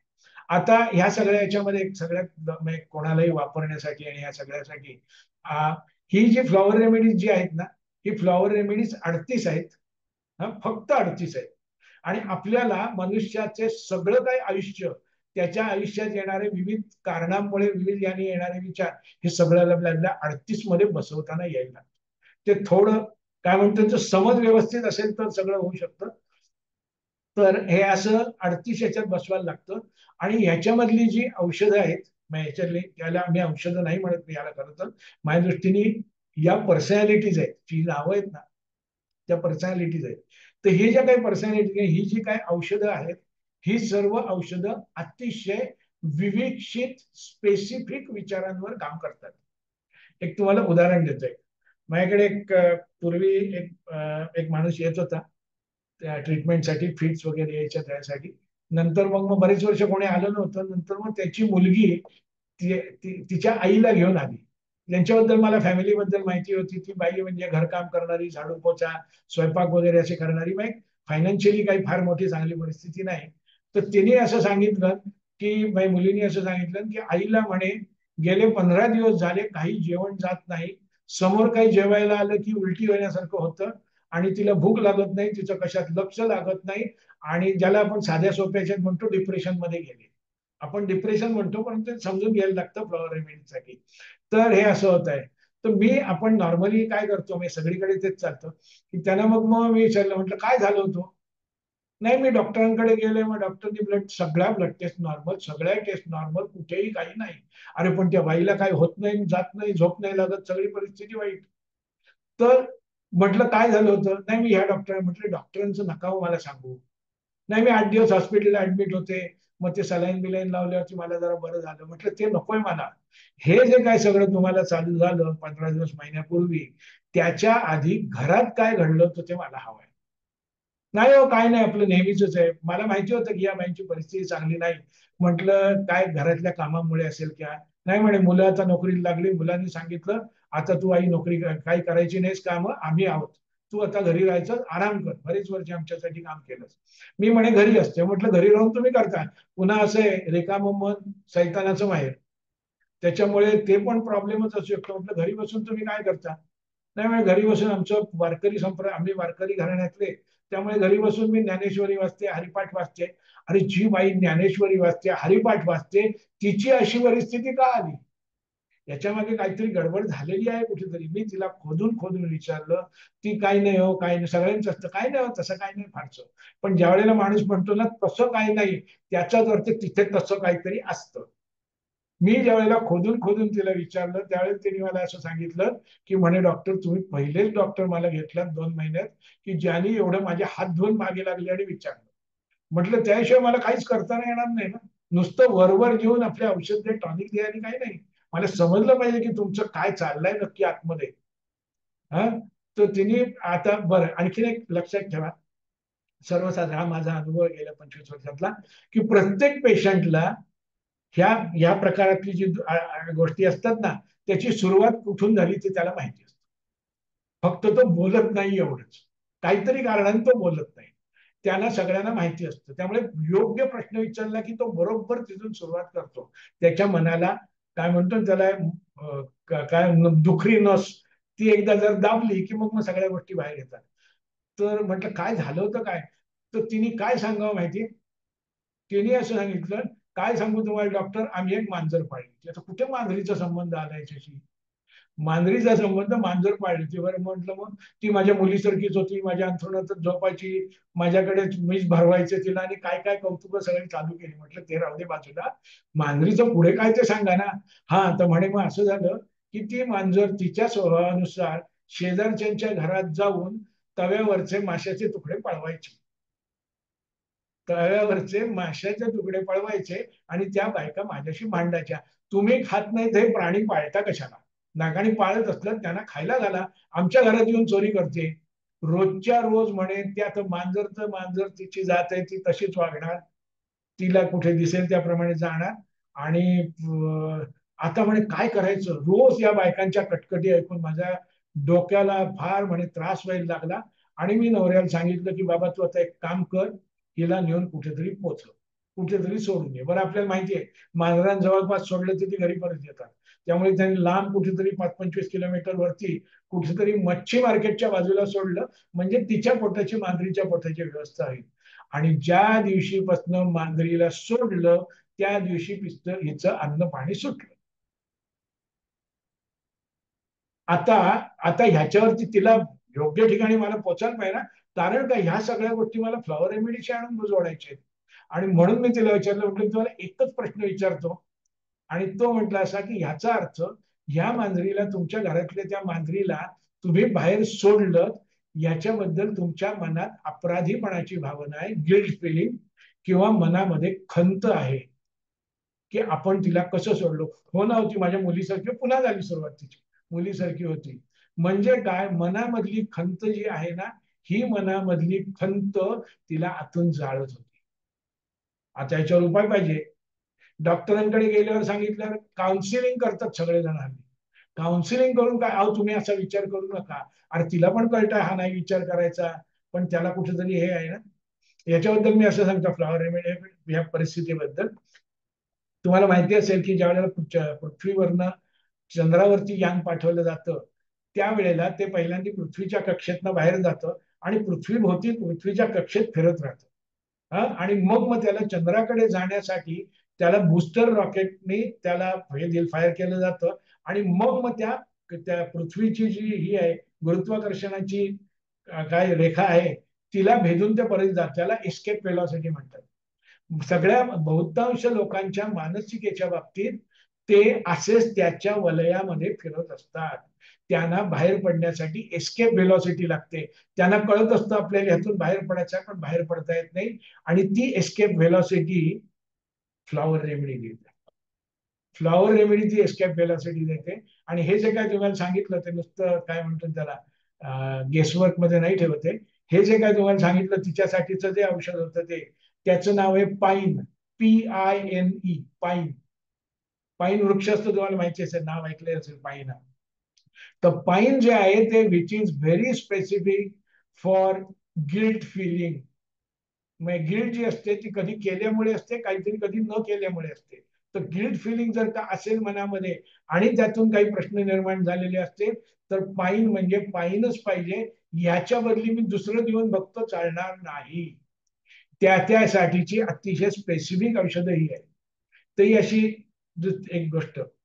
दुसरी गोष्ट, अनेक पेशंट माझ्याकडे गेली 25 वर्ष येतातच आहेत. तर आणखीन एका माणसाची गोष्ट आहे. तो माणूस माझ्याकडे आला होता, त्याला रात्री झोप लागत नाही. झोप लागत नाही आणि झोप लागत नाही याच्यासाठी मनात काहीतरी भीती वाटत होती. सगळ्या प्रकारच्या टेस्ट करून गेल्या. जवळजवळ त्यांनी 6 महिन्यामध्ये 3-1 लाख रुपये वेगवेगळ्या टेस्टसाठीचा खर्च केला. त्यांनी 4 वेळा HIV टेस्ट केली, परंतु कुठेही काही सापडत नाही. सगळं काही नॉर्मल, झोप लागत नाही, मनातला अस्वस्थता जात नाही. आणि त्याचा कोणतरी भाऊ वगैरे माझ्याकडे घेऊन आला होता. आणि मी त्याशी बोलत होतो सगळ्यांनी विचारत होतो. त्यावेळेला मी एक त्यावेळेला फॉर्म बनवलेला होता की मनात चालणारे विचार एकेका वाक्यामध्ये आणि ते टिक करायचे. आणि मी त्याच्या हातात तो दिला, म्हटलं याच्यात तुझ्या मनात काय चाललंय ते सांग, कारण सगळ्या गोष्टी माणूस बोलत नाही ना, कधी कधी टिक करून मला समजू शकतं. तर त्यांनी तो फॉर्म मी बघितला, 1-2 टिक केलं. नाही म्हणे डॉक्टर, ह्याच्यात नाही माझं काही बसू शकत. आता म्हटलं ह्याच्यात नाही बसू शकत म्हणजे काय होतं. आणि मग त्यांनी जे सांगायला सुरुवात केली ते असं की मी म्हणे जे तुम्हाला सांगतोय ही गोष्ट तुम्ही बाहेर जर का कोणाच्या माझ्या ओळखीतल्या कोणाला सांगितली, तो तुमच्या 2 कानफटात मारेल ताबडतोब. अशी ही गोष्ट आहे. म्हटलं अशी काय गोष्ट असणार. बरं, हा माणूस एकदम सज्जन, भक्ती संप्रदायात जाणारा, कुठच्या तरी बैठकीला जाणारा वगैरे, असं सगळं हे मला माहिती होतं. आणि मग त्यांनी सांगायला सुरुवात केली काय काय काय होतच आहे. त्याला झोप लागत नव्हती, आणि हे याच्यामागचं कारण होतं त्याच्या बोलण्यातलं जे हळूहळू बाहेर आलं त्याचं, की तो कुठेतरी मित्रांच्या नादी लागून वाईट वस्तीमध्ये गेला होता. वाईट वस्तीमध्ये गेला होता, आणि ती जी काय एकदा जाऊन तर आला, आणि त्यानंतर जी मनाला खंत लागली आणि मनामध्ये जी भीती बसली की हे सगळं आता आपल्याकडे आलं की काय. बरं, घरात त्याला बायको आहे, मुलं आहेत, ह्या कोणाजवळही हे बोलू शकत नाही. सगळ्यात महत्वाचा प्रॉब्लेम होते, त्यामुळे त्याला काय पाहिजे, त्याचे पण सगळा प्रॉब्लेम होता तो खंत. आणि लिटरली 15 दिवसात माणूस त्या सगळ्यातनं बाहेर पडला. याच्या मागचं कारण स्पेसिफिक औषधं, स्पेसिफिक याच्यामध्ये जाणं. तर ही अशी फ्लॉवर रेमेडीची जी औषधं असतात ती अशी स्पेसिफिक असतात. त्यामुळे 38 जी सगळ्यांना माझ्याकडनं शिकायला येतात त्या सगळ्यांनी सांगत असतो की फ्लॉवर रेमेडीची प्रॅक्टिस करायची झाली तर बरेच वेळा होमिओपॅथीमध्ये असं असतं, सध्या आपण हे देऊन बघूया, नाही तर मग बदलूया. फ्लॉवर रेमेडीमध्ये ह्याच्या बदली ते नाही, ते हवाय म्हणजे तेच हवाय, जर जे आहे तेच हवाय असं. तर ही अशा अशा प्रकाराने फ्लॉवर रेमेडीची आहे. तर ही फ्लॉवर रेमेडीची दुसरी गोष्ट, फ्लॉवर रेमेडीचा वापर हा आपल्याला, तुम्ही पुष्पवृषी माझी लावणी ऐकली असेल ज्यांनी कोणी, त्यांना त्यामध्ये सगळ्यात मी दिलेलं आहे. ही फ्लॉवर रेमेडीज कुठच्याही होमिओपॅथी दुकानात मिळतात. आणि नुकताच आता काय म्हणतो ना, माझे इंटरनॅशनल स्टुडंट्स आहेत, पेशंट पण आहेत, आणि त्यांच्यासाठी मी रिसर्च करत होतो, ही सगळे अमेझॉनवरती मिळतात असं मला दिसलेलं आहे. फ्लॉवर रेमेडीची थोडासा काय म्हणतो ना, कंपन्यांमध्ये फरक आहे ऑफकोर्स, भारतातल्या कंपन्या आणि तिकडच्या कंपन्या वेगळ्या, परंतु या सहजपणाने मिळतात. आणि ह्याच्यासाठी कोणत्याही डॉक्टरची प्रिस्क्रिप्शन लागत नाही. सगळ्यात महत्वाचं आहे की प्रिस्क्रिप्शन लागत नाही, आणि आपल्याला जे काही वाटतंय, आपल्याला जे काय हवं आहे त्याच्यासाठीची आपण औषधं आपली आपण चालू करू शकतो. ही औषधं कोणत्याही वयाच्या मुलांपासून ते, म्हणजे अगदी काय म्हणतो 2 महिने 4 महिन्याच्या मुलांपासून ते अगदी 100 वर्ष 200 वर्ष काही वयाच्या माणसांपर्यंत त्यांच्या मनातल्या गोष्टी समजून घेऊन त्याच्यावरती आपण उपाययोजना करू शकतो. त्याला कुठचाही अडचण नाही. या औषधांच्या बाबतीत कुठचाही साईड इफेक्ट नाही. हा माझा गेल्या 25 वर्षातला अनुभव आहे. याच्या म्हणजे हे याच्या मागचं कारण एक आहे, पण ते बराच वेळ जाईल ते सगळं सांगण्यामध्ये. पण ह्याच्यात कुठच्याही कोणालाही औषधाचा साईड इफेक्ट येत नाही. दुसरी गोष्ट अशी की मी पेशंटना सांगत असतो की लोक सांगतात नाही हो काय झालं डॉक्टर, मागच्या आठवड्यात मला ते औषध घ्यायचंच राहिलं. असं ज्या वेळेला कोणी पेशंट सांगतो त्यावेळेला मी खुश होतो. तुमचं औषध घ्यायला तुम्ही विसरलात याचा अर्थ तुम्ही बरे व्हायला लागला. ज्या वेळेला प्रॉब्लेम मधनं माणूस बाहेर पडतो त्याच वेळेला घ्यायचं थांबवतो. त्यामुळे ही औषधं किती महिने घ्यायची, ही औषधं किती महिने घ्यायची नाहीत. तुम्हाला बरं वाटलं की थांबवायची, तुम्हाला वाटलं तर परत चालू करायची. ही एवढी माझ्या दृष्टीने खूप एवढी मोठी सोपी आणि साधी गोष्ट आहे. ओके. तर ही अशा प्रकाराने आपण त्याकडे बघतो आणि त्याकडे काम करतो. मुलांच्या बाबतीतले जे प्रॉब्लेम्स असतात, पर्टिक्युलरली मुलांचे लर्निंगच्या बाबतीतले प्रॉब्लेम्स, त्याच्यासाठी फ्लॉवर रेमेडी मधनं खूप चांगला उपयोग होतो. हल्ली अनेक मुलांच्या बाबतीत 2-4 आत्ताच केसेस आल्या होत्या माझ्याकडे. ते म्हणजे मारकुटेपणा. मुलं घरात काहीतरी होतं आणि आई बाबांनी आपल्याला हवाय तसं नाही केलं की आदळपट करायला सुरुवात करतात वगैरे वगैरे वगैरे, विध्वंसक प्रकार, कुठेतरी डिस्ट्रक्टिव्ह अशा याच्यामध्ये, त्या याच्यासाठी फ्लॉवर रेमेडीज मधली औषधं उपयोगी पडतात. तिसरी गोष्ट, फ्लॉवर रेमेडीजचा उपयोग हुशार मुलांसाठी होतो, तसाच कमी बुद्धीच्या मुलांसाठी सुद्धा होतो. हुशार मुलांसाठी काय उपयोग याचा, तर हुशार मुलांचा शेवटी असं असतं माझ्या दृष्टीने की त्याची प्रत्येक मुलाची जी काही बुद्धिमत्ता आहे त्या बुद्धिमत्तेप्रमाणे जर त्याला मार्क नसतील मिळत तर ते कुठेतरी कमी पडतंय. हा, तर हे जे काही कमी पडत आहे ते आपण त्या दृष्टीने त्याकडे बघून त्यांच्याशी बोलून, पेरेंट्सशी बोलून आणि अशा याच्यातनं आपण सगळ्याकडे बघू शकतो. त्यामुळे कमी बुद्धीच्या मुलांसाठी त्यांची बुद्धिमत्ता वाढवण्यासाठी, म्हणजे काय म्हणू त्याला, कॉमन सेन्स वाढवण्यासाठी उपयोग होतो. मी करतोच मी नेहमी. बहुतेक वेळा असं होतं की जी हुशार मुलं असतात त्यांच्यात आपण म्हणतो सिली मिस्टेक्स, हा आपला नेहमीचा शब्द असतो, सिली मिस्टेक. सिली मिस्टेक्स या शब्दाचा अर्थ काय? सिली मिस्टेक याचा अर्थ त्याला सगळं येत असतं, फक्त कुठेतरी घाई होते आणि त्या घाईमध्ये पेपर मधली सम लिहून घ्यायला चूक होते किंवा स्पेलिंग गाळली जातात आणि त्याला सिली मिस्टेक म्हटलं जातं. याचा सिली मिस्टेक याचा अर्थ काय होतो माहितीये का? ह्या मुलांना घाई असते. हुशार मुलांच्या मनात आलेल्या प्रश्नाची उत्तरे एवढ्या झपाट्याने तयार होतात की त्यांचं मन थोडं शांत करायला लागतं. हा, आणि हे मन शांत करण्यासाठी जर लिहून ठेवा पाहिजे एक औषध आहे, त्याचं नाव आहे white chestnut. White chestnut. White chestnut. माझा एक स्टुडंट आहे नाशिकचा. ही सगळी 38-38 प्रकार सगळे मी त्याला शिकवले, परंतु त्याची प्रॅक्टिस 90% प्रॅक्टिस त्याची या व्हाईट चेस्टनटवर चालते. कारण त्याचं लॉजिक पण ते बरोबर आहे की अहो डॉक्टर, शेवटी काय आहे, लोकांच्या मनात येतं ते शेवटी विचारच असतात ना. कुठचेही भीतीचे असतील, काही असतील, ते विचारच असतात. ते विचार कमी केलं की झालं. त्यामुळे विचार कमी करण्यासाठी व्हाईट चेस्टनट. हे व्हाईट चेस्टनट कसं काम करतं, एक उदाहरण सांगतो. हिरोशिमा नागासाकी वरती ऍटम बॉम्ब टाकला गेला. हा, ऍटम बॉम्ब म्हणजे काय असतो? ऍटम बॉम्ब म्हणजे असं असतं की न्यूक्लिअर फ्युजन त्याच्यातनं बाहेर पडतं आणि एका ऍटम मधनं बाहेर पडणारे न्यूट्रॉन प्रोटॉन दुसऱ्याला हे करतात आणि त्याची चेन रिएक्शन होते. आणि ह्या चेन रिएक्शन मुळे एक विध्वंस म्हणजे काय, ती अति अनकंट्रोल झाल्यामुळे विध्वंसक होते. डिस्ट्रक्टिव्ह पॉवर त्याच्यामध्ये प्रचंड असते. हा, आता ही जी काही रिएक्शन आहे ऍटॉम बॉम्ब मधली रिएक्शन, हीच रिएक्शन ऍटॉमिक रिएक्टर्स मध्ये सुद्धा हीच असते. मग ऍटॉमिक रिएक्टर्स मध्ये विध्वंस होत नाही, डिस्ट्रक्शन होत नाही. याच्या मागचं कारण काय असतं? तर तिथे चालणारी जी ही असते, काय म्हणू त्याला, केमिकल प्रोसेस जी आहे, ती प्रोसेस कंट्रोल करण्यासाठी तिथे मॉडरेटर वापरले जातात. त्याला मॉडरेटर असा शब्द आहे, हेवी वॉटर मॉडरेटर.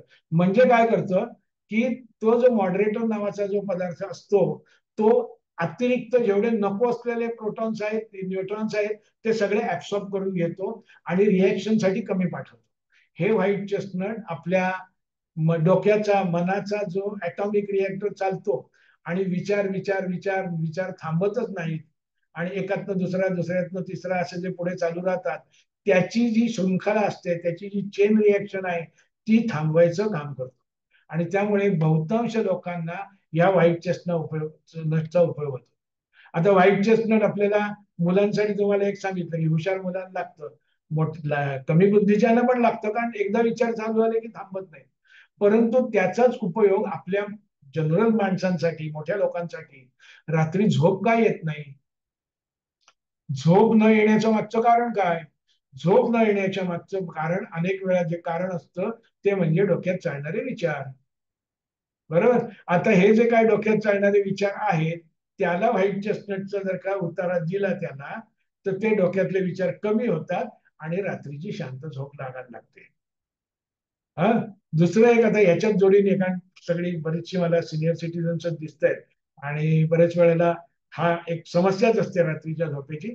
तर नेहमी मी काय करतो, व्हाईट चेस्टनटच्या जोडीला याच फ्लॉवर रेमेडी मधली व्हर्वेन नावाची एक आहे, VERVAIN, VERVAIN, व्हर्वेन या नावाची एक रेमेडी आहे. याचं कॉम्बिनेशन मी नेहमी घेतो. आता कसं आहे बघा, व्हाईट चेस्टनट हा जो आपल्याला, तुम्हाला माहिती असेल, आपल्याकडे घरात कार्यक्रम असतात आणि सध्याचं सणांचे दिवस आहेत, सण असतात, गणपती आहेत, गौरी आहेत, गणपती आहेत, दिवसभर 2 दिवस आपण भरपूर दमतो आणि असं झालेलं असतं की आता कधी अंथरुणाला पाठ टेकते आणि मी झोपतोय. अशी ज्या वेळेला परिस्थिती आलेली असते आणि आपण आडवे होतो, त्यावेळेला झोप लागतच नाही. का नाही लागत झोप? एवढे आपण दमलेले होत, मनाने इच्छा पण आहे झोपाची, पण झोप लागत नाही. याचं कारण काय असतं? तर आपलं शरीर एवढं ऍक्टिव्ह झालेलं आहे ना, ते शांत व्हायला त्याला वेळ लागतो खूप. म्हणजेच काय की व्हर्वेनचा उपयोग शरीरातली ऍक्टिव्हिटी, हायपर ऍक्टिव्हिटी कमी करण्यासाठी व्हर्वेन आणि मेंटल हायपर ऍक्टिव्हिटी कमी करण्यासाठी व्हाईट चेस्टनट, असं दोन्हीचं कॉम्बिनेशन केलं की लोकांना छान रात्री झोप लागायला लागते. अशा अशा प्रकारे. बरं, ह्या व्हर्वेनचा विषय आता निघालाय व्हर्वेनचा. व्हर्वेनचा उपयोग आणखीन एक होतोच तो. ही जी व्हर्वेन पर्सनॅलिटीची जी माणसं असतात, ही माणसं यांच्या अंगात एनर्जी खूप असते, फिजिकल मेंटल एनर्जी त्यांच्या अंगात खूप असते. आणि ही जी भरपूर एनर्जी त्यांच्या अंगात असते ती त्यांना कुठेतरी रिचवायची असते. त्यामुळे ही माणसं सतत कामात असतात, हायपर ऍक्टिव्ह माणसं. माझी एक स्टुडंट आहे ती सांगते, आमचे सासरे म्हणे असेच येतो. म्हटलं काय झालं सासऱ्यांचं? आम्ही म्हणे कोणी पाहुणे येतात, आम्ही त्यांच्याशी बोलत असतो, चहाचे कप ठेवलेले असतात, चहा बिया पिऊन आम्ही गप्पा मारत असतो. हे कधी येतात, कप उचलतात, बाथरूम स्वयंपाकघरात घेऊन विसळून सगळं जागेवर ठेवतात, आम्हाला कळत पण नाही. तो माणूस स्वस्थ बसू शकत नाही. ही माणसं सतत काही ना काहीतरी कामात असतात. सोशल वर्कर जे असतात ना, सतत नाक्यावरती उभे राहणारे, ते भरवे नसतात. कुठेतरी त्यांच्या अंगातली रग जिरवण्यासाठी ते कोणाला तरी मदत करत असतात. आता ही जी काय रग असते अंगातली किंवा अंगातली एनर्जी आहे, ही मुलांच्या बाबतीत काय करेल? मुलांच्या बाबतीत काय करेल? सतत हालचाल. आता ज्या माणसाला अनेक काय म्हणून त्याला, ज्या माणसाला अनेक हे असतं, काय म्हणून त्याला, मेसेज बघितला, मेसेज आला की माझं डिस्टर्ब होऊन जातं. एनिवे, तर लोकांच्या बाबतीत ती त्यांची रग जिरवण्यासाठी काहीतरी करत असतात आणि त्याला वरवेन उपयोग करतो. त्यामुळे मुलं रात्री स्वस्त झोपत नाहीत, सतत या कुशीवर त्या कुशीवर वळवळ करत असतात, एका जागी बसत नाहीत. मुलं ही चंचल असतात आपण असं म्हणतो, आणि त्यांना ह्या पुढच्या आयुष्यामध्ये पुढे जायचं थोडं तर शांत व्हायला हवं ना. आणि ते शांत करण्यासाठी वरव्यांचा उपयोग होतो. काही लोक अशी असतात, तुम्हाला माहिती असेल, की स्वस्थ बसले तर स्वस्थ नाही बसू शकत. त्यांच्या हाताची काहीतरी हालचाल चालू असते, इकडे केस तिकडे केस, पाय हलवणं, पाय हलवत राहणं वगैरे वगैरे चालू असते. याचं कारण ती इंटरनल एनर्जी जी आहे ना, ती त्यांना स्वस्थ बसून देत नसते. तर अशा सगळ्या लोकांच्या बाबतीत वरव्यांचा उपयोग होऊ शकतो, उपयोग होतो अशा सगळ्यांच्या बाबतीमध्ये. तर ही अशी फ्लॉवर रेमेडीज अनेक आहेत, एकूण 38 आहेत एकूण. तर तुम्हाला काही स्पेसिफिक असलं तर विचारा. मी अनेक जणांना एका गोष्टीबद्दल मी सांगेन तुम्हाला. हल्लीचा जो प्रॉब्लेम असतो, की प्रॉब्लेम असतो म्हणजे याकडे बघण्याचा जो दृष्टिकोन आहे, म्हणजे माझा दृष्टिकोन, मी शिकवतो, सगळ्यांना सांगतो, आणि याच्यातला माझा जो दृष्टिकोन असा असतो ना, की समोर जर काय दिसतंय त्याच्यावरती काम करायचं. आणि ह्याच्यासाठी नॉर्मली मोठ्या माणसांना मी कधीच फर्स्ट शॉट कधीच फ्लॉवर रेमेडीज देत नाही. याचं कारण त्यांना विचारल्यानंतर खरं काय चाललंय ते कळलं पाहिजे ना. आपण ज्यांना आता ह्याच्यासाठीच ऍक्च्युली माझ्या कोर्स मधला पहिल्या दिवसाचा विषय असतो, तो म्हणजे अॅनाटॉमी ऑफ इमोशन्स, भावनांचे शरीरशास्त्र. आपल्या मनात चालणाऱ्या ज्या भावना आहेत, विचार आहेत, हे विचार आपल्या शरीरामधनं वेगवेगळ्या भागातनं बाहेर व्यक्त होत असतात. आणि एक माझ्याकडे बाई आली होती, गुडघे दुखतात म्हणून ती ट्रीटमेंटसाठी आली. आता गुडघे दुखतात याचं अॅनाटॉमी ऑफ इमोशन याच्याप्रमाणे त्याचं कारण आहे की गुडघे म्हणजे भीतीचं स्थान आहे. गुडघे म्हणजे भीती. त्यामुळे कोणालाही गुडघेदुखी असते, त्याच्या मागे कुठच्या ना कुठच्या तरी भीती असण्याची शक्यता बरीच असते. आणि ती जर का शोधून काढली तर त्याच्या मागे त्याला होईल. अर्थात गुडघे दुखणं हा शारीरिक भाग आहे, शारीरिक अवयव आहे. त्यामुळे माझ्या दृष्टीने असं असतं की जो शारीरिक भाग आहे ना, त्याला त्याला पहिलं ॲक्युपंक्चर. शारीरिक गोष्टींसाठी ॲक्युपंक्चर, आणि मानसिक त्यातला भाग जर का असेल तर त्यासाठी फ्लॉवर रेमेडीज. तर त्या बाईंच्या बाबतीतली गोष्ट अशी, गुडघे दुखतात म्हणून त्या आल्या होत्या, त्यांना ट्रीटमेंट चालू केली. 5-7 दिवसात त्यांना बऱ्यापैकी रिलीफ मिळाला गुडघ्याच्या बाबतीत. आणि कुठेतरी मी बाहेर कोणाशी तरी काहीतरी बोलत होतो, आतमध्ये ट्रीटमेंट त्यांची चालू होती. तर डॉक्टर राहू म्हणे मला तुम्हाला सांगायचंच आहे. बरं झालं म्हणे तुम्ही त्यांच्याशी बोलवतात, मला कळलं. म्हटलं काय सांगायचं आहे? नाही असं काय काय असं नाही हो खरं, पण आहे म्हणजे काहीतरी. तर मी त्यांना म्हटलं, अहो म्हटलं बाई, तुमच्या गुडघेदुखीच्या बाबतीतली एक आहे गोष्ट, की तुमच्या मनात कसली तरी भीती आहे, काहीतरी भीती आहे. नाही हो, भीती भीती काय नाही, आपण सगळेजण असंच सांगतो. आपण कोणालाही कोणीही प्रश्न विचारला, काय सध्या काय तुमचं काय टेन्शन आहे का? नाही टेन्शन काय नाही. मग नाही काय आपलं सगळ्यांना असतं तसंच आहे हो, बाजारात भाजी नाही मिळत, भाव मागले, अमुक तमुक तमुक तमुक अनेक गोष्टी असतात, तेच आहे सगळं. परंतु माणूस बोलायला तयार नसतो. याच्या मागचं कारण पण एक असतं. याच्या मागचं कारण एक असतं की आपण बोलल्याचा कोणी गैरफायदा तर नाही ना घेणार. अनोळखी माणूस आहे, ज्यावेळेला रॅपो क्रिएट होतो, ज्यावेळेला एखाद्याशी आपला संपर्क होतो, त्याची माहिती मिळते, त्यावेळेला माणूस बोलायला लागतो. आणि मग त्यावेळेला माझ्यासाठी अनाटॉमी ऑफ इमोशन्स उपयोगी पडतं, की त्या माणसाच्या कळीला हात घालायचा. तर मी त्यांना म्हटलं, तुमच्या गुडघे दुखत आहे आणि फरक पडलाय, परंतु जायला हवाय ना ते. त्यासाठी म्हटलं त्याच्या मागचं कारण असं आहे की हे सगळं कशामुळे आहे, तर त्या भीतीमुळे आहे. हा बोल सायली. हा. खूप सुंदर तुम्ही माहिती सांगताय.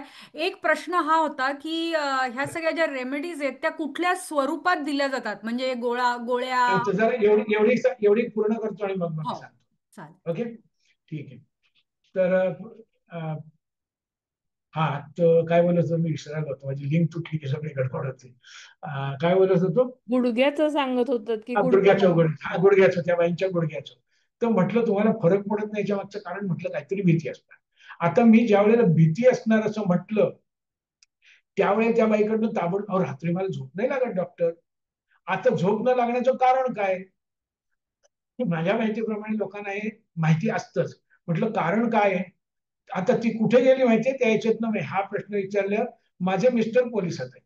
आता पोलिसात असण्याचा आणि रात्री झोप न लागण्याचा काय संबंध आहे? मग ज्यावेळेला मी आणखीन 2 प्रश्न विचारले, त्यावेळेला तुम्ही सांगितलं, त्यावेळेला तुम्हाला माहिती असेल तर मुंबईमध्ये इथे रेल्वेच्या भरतीसाठी कुठून बिहार बिहार कुठून कुठून सगळी लोक आली होती आणि त्यांना या राज ठाकरे आणि या लोकांनी मारहाण केली वगैरे वगैरे. तर राज ठाकरेच्या प्रोटेक्शन ग्रुपमध्ये हिचा नवरा होता.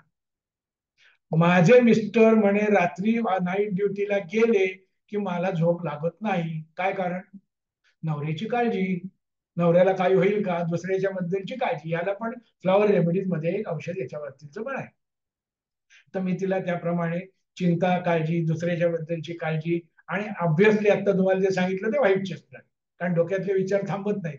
आणि तिला ते चालू केलं आणि 8 दिवसात ती यायची बंद झाली. याच्यात एकच प्रॉब्लेम होतो, पेशंट लवकर बंद होतात यायचे. लोक 3-3, 6-6 महिने लोक घेत राहतात ना पेशंट, तसं माझ्याकडे नसतं. कारण बरं झाल्यावर कोण येणार हो कशाला. त्याच्यामुळे ती यायची बंद झाली. आणि त्यानंतर ती औषधाची नॉर्मली 15 ml ची बाटली देतो मी. लिक्विड या स्वरूपातच देतो मी नेहमी सहसा. आणि तर तिला मी दिली आणि सर्वसाधारणपणे 1 महिन्याभरात संपणार अशी आहे ती होती. 2-2.5 महिन्यानंतर ती बाई आली. पेशंट तर मी नॉर्मली विसरत नाहीच कोणी. तर तिला म्हटलं काय हो बाई, म्हटलं काय परत गुडघे दुखायला लागले का? नाही, गुडघे बरे आहेत माझे. मग म्हटलं आता काय? ते संपलं औषध. म्हटलं 2.5 महिने चाललं ते. नाही, मी काय करायचंय, फक्त नाईट ड्युटी मिस्टरांची असेल ना त्याच वेळेला घ्यायचे, कारण बाकी काहीच प्रॉब्लेम नाहीये. ओके. त्याच्यामुळे अनेक वेळा गुडघेदुखीच्या बाबतीत जे बरेच वेळा असं दिसतं की कुठच्या ना कुठच्या तरी कारणाने भीती निर्माण झालेली असते. ही भीती ताजी असेल ना तर त्याच्यावरती लगेच उभा होऊ शकतो. अनेक वर्षांपासून जर का ती जुनी असेल, खूप मुरलेली असेल, ज्याला म्हणतो आपण मुरलेलं असणं, तर त्याला मग थोडा बाहेर काढायला आणखी या सगळ्याला वेळ लागतो. परंतु शारीरिक साठी ॲक्युपंक्चर, मानसिक साठी फ्लॉवर रेमेडीज. तर ही जी औषधं असतात ती होमिओपॅथी प्रमाणेच असतात. होमिओपॅथी प्रमाणेच ती औषधं अल्कोहोलमध्ये बनवलेली असतात.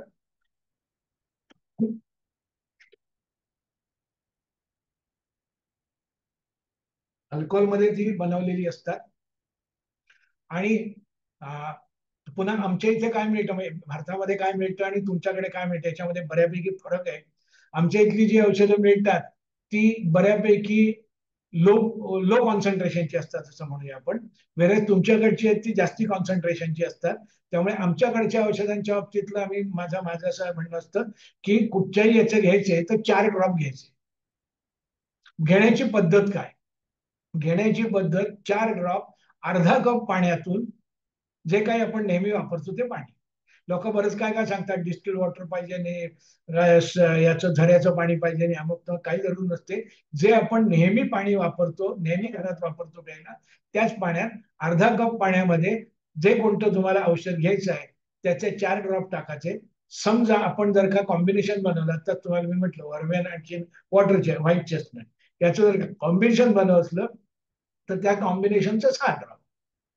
एकूण कॉम्बिनेशन बनवायचं, एकत्र बनवायचं मिक्सचर, आणि त्याचे 6 ड्रॉप, किंवा प्रत्येकाचे 3-3 ड्रॉप, 4-4 ड्रॉप. 1-2 ड्रॉप मागे पुढे पडल्यामुळे काहीही फरक पडत नाही. याचं कारण ही औषधं जी आहेत ही एनर्जी स्वरूपातली असतात.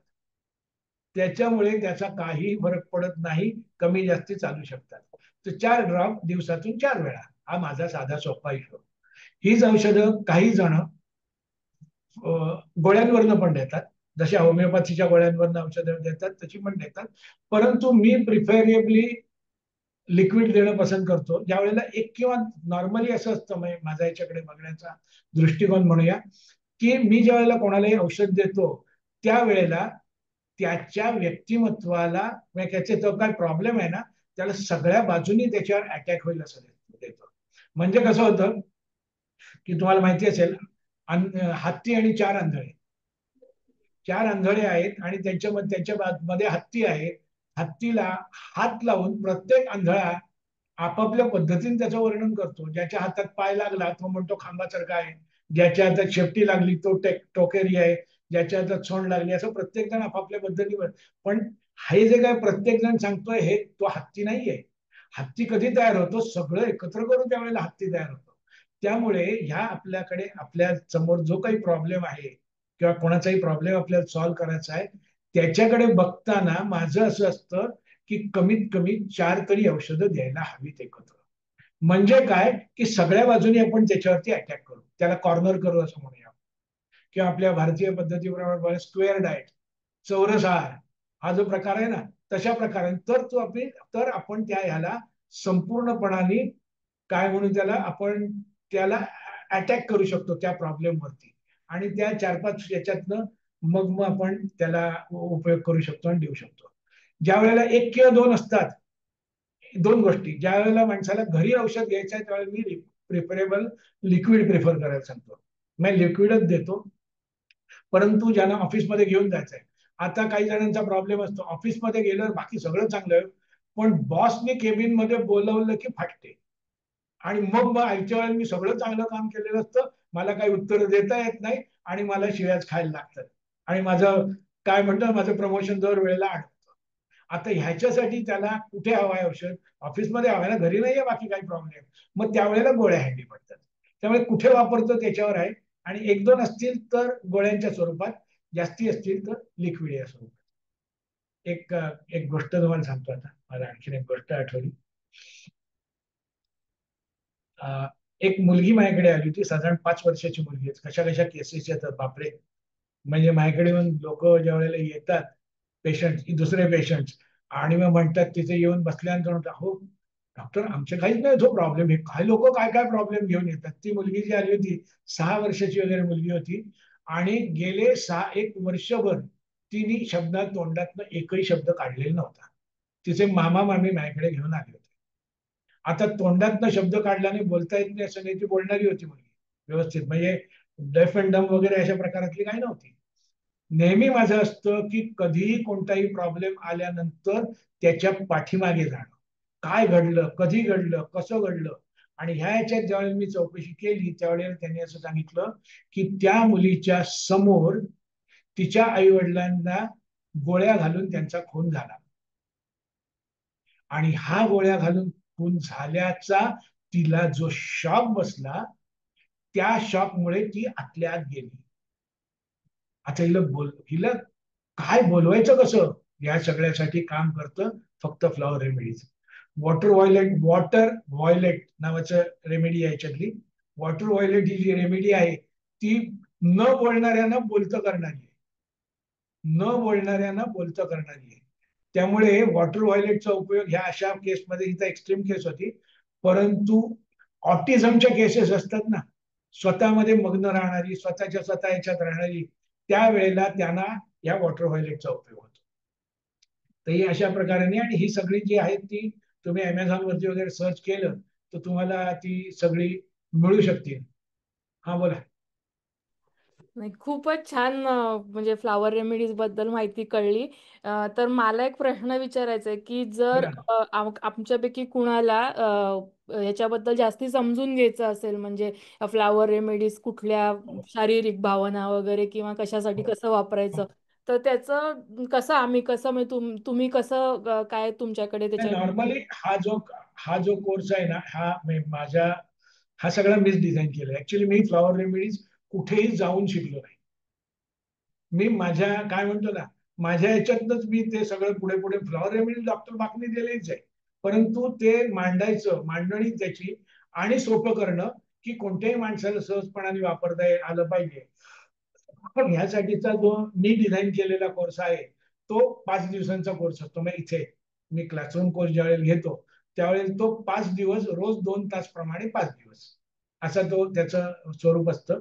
आणि त्याच्यामध्ये नेहमीच पहिल्या दिवशी अॅनाटॉमी ऑफ इमोशन्स हा विषय येतो, कारण लोकांच्या मनात पोचल्याशिवाय तुम्हाला त्यांच्याकडनं बाहेर काढता येत नाही. त्यामुळे लोकांच्या, आणि मग लोक म्हणतात, काय म्हणतात, डॉक्टर तुम्हाला सगळं लोक आमच्या मनातलं कसं काय कळतो तुम्हाला? अहो म्हटलं, मला मनातलं नाही कळत, तुमचे जे काय आजार आहेत ना तेच सांगतायत की तुमचा काय प्रॉब्लेम येतो. कारण प्रत्येक मनातली भावना ही शरीरात कुठे ना कुठेतरी विविक्षित स्पेसिफिक ठिकाणातूनच बाहेर येत असते. तर ही अशी आहे. आणि मग पुढच्या 4 दिवसांमध्ये पहिल्या दिवशी ते वापर कसा करायचा वगैरे वगैरे, आणि मग शेवटच्या पुढच्या 4 दिवसांमध्ये त्या 38 फ्लॉवर रेमेडीची योजना कशी करायची. आणि काही असतात त्या खूप फ्रिक्वेंटली वापरायला लागतात, काही आहेत त्या त्या मनाने कमी लागतात वापरायला, परंतु आपल्या जवळ सगळ्या असतील तरच त्याचा उपयोग चांगल्यापैकी होऊ शकतो. तर असा तो कोर्स आहे. तुम्हाला हवं असलं तर काय तुम्ही एक कधी 2-3 मी ऑनलाईन कोर्सेस पण घेतले होते असे, म्हणजे बाहेरच्या लोकांना याच्यासाठी, एक इटालियन याच्यासाठी होता, आणि असे 2-3दा घेऊन झालेले. आपण पाहिलं तर तसं काहीतरी प्लॅन करू शकतो हवं असलं तर, त्यांना शिकायची इच्छा असेल त्यांना. परंतु ह्याचा एक असं आहे की घरात ही सगळी जर का आपल्या हाताशी ठेवली ना तर अनेक गोष्टीवरती आपण ताबडतोब करू शकतो. उदाहरण द्यायचं झालं तर घरात माणसं आहेत म्हटल्यावरती कुठे भांड्याला भांडं लागतं, बरोबर. आणि मग ते भांड्याला भांडं लागलं की त्याचे आवाज डोक्यात घुमत राहतात, लिव्हिंग इन पास्ट. मग ते असंच का झालं, मग ते तसंच का झालं, व्हाईट चेस्टनट चालू होतं, ची चेन सगळ्यांची चालू होते. ते जर का आपल्याकडे फ्लॉवर रेमेडीची औषधं असतील आणि हे झालंय कळल्याबरोबर, अरे असं झालंय का आपलं, म्हणून असं असं होत आहे, तोंडात 4 थेंब टाकले, 1-2 दिवस घेतलं की सगळं मोकळं होऊन जातं. मुलांच्यासाठी तर खूप उपयुक्त आहे, मुलांसाठी मी खूप वापरलेलं आहे, आणि मोठ्यांसाठी पण वापरलंय. पण मोठ्यांसाठी साधारण जरा थोडं समजून घेऊन, त्यांच्याशी बोलून समजून घेऊन वगैरे वगैरे. अजून काय विचारायचं असलं काय हा, असेल तर. प्रश्न आहेत बरेच. तर अरे जरूर जरूर जरूर. ज्योती जोशी यांनी विचारलंय की हा. माझ्या अंगणात पाईन वृक्ष आहे, तिथे मी खूप वेळ बर. बसते, तर हा. त्याचा उपयोग होऊ शकतो का? आणि मलाही हाच प्रश्न होता की इथे तर पाईनचे कॅन्डल, सेंटेड कॅन्डल्स पण मिळतात, तर त्याचा वास घेतला किंवा त्याच्या सान्निध्यात राहिलं तर तोच उपयोग होतो का, ते पोटातूनच घ्यायला पाहिजे? याच्याबद्दलची मला कल्पना नाहीये, म्हणजे एक स्पेसिफिकली कसं होतं आणि कसं नाही याच्याबद्दल मला कल्पना नाही, माझा काही अनुभव नाही त्याच्या बाबतीत.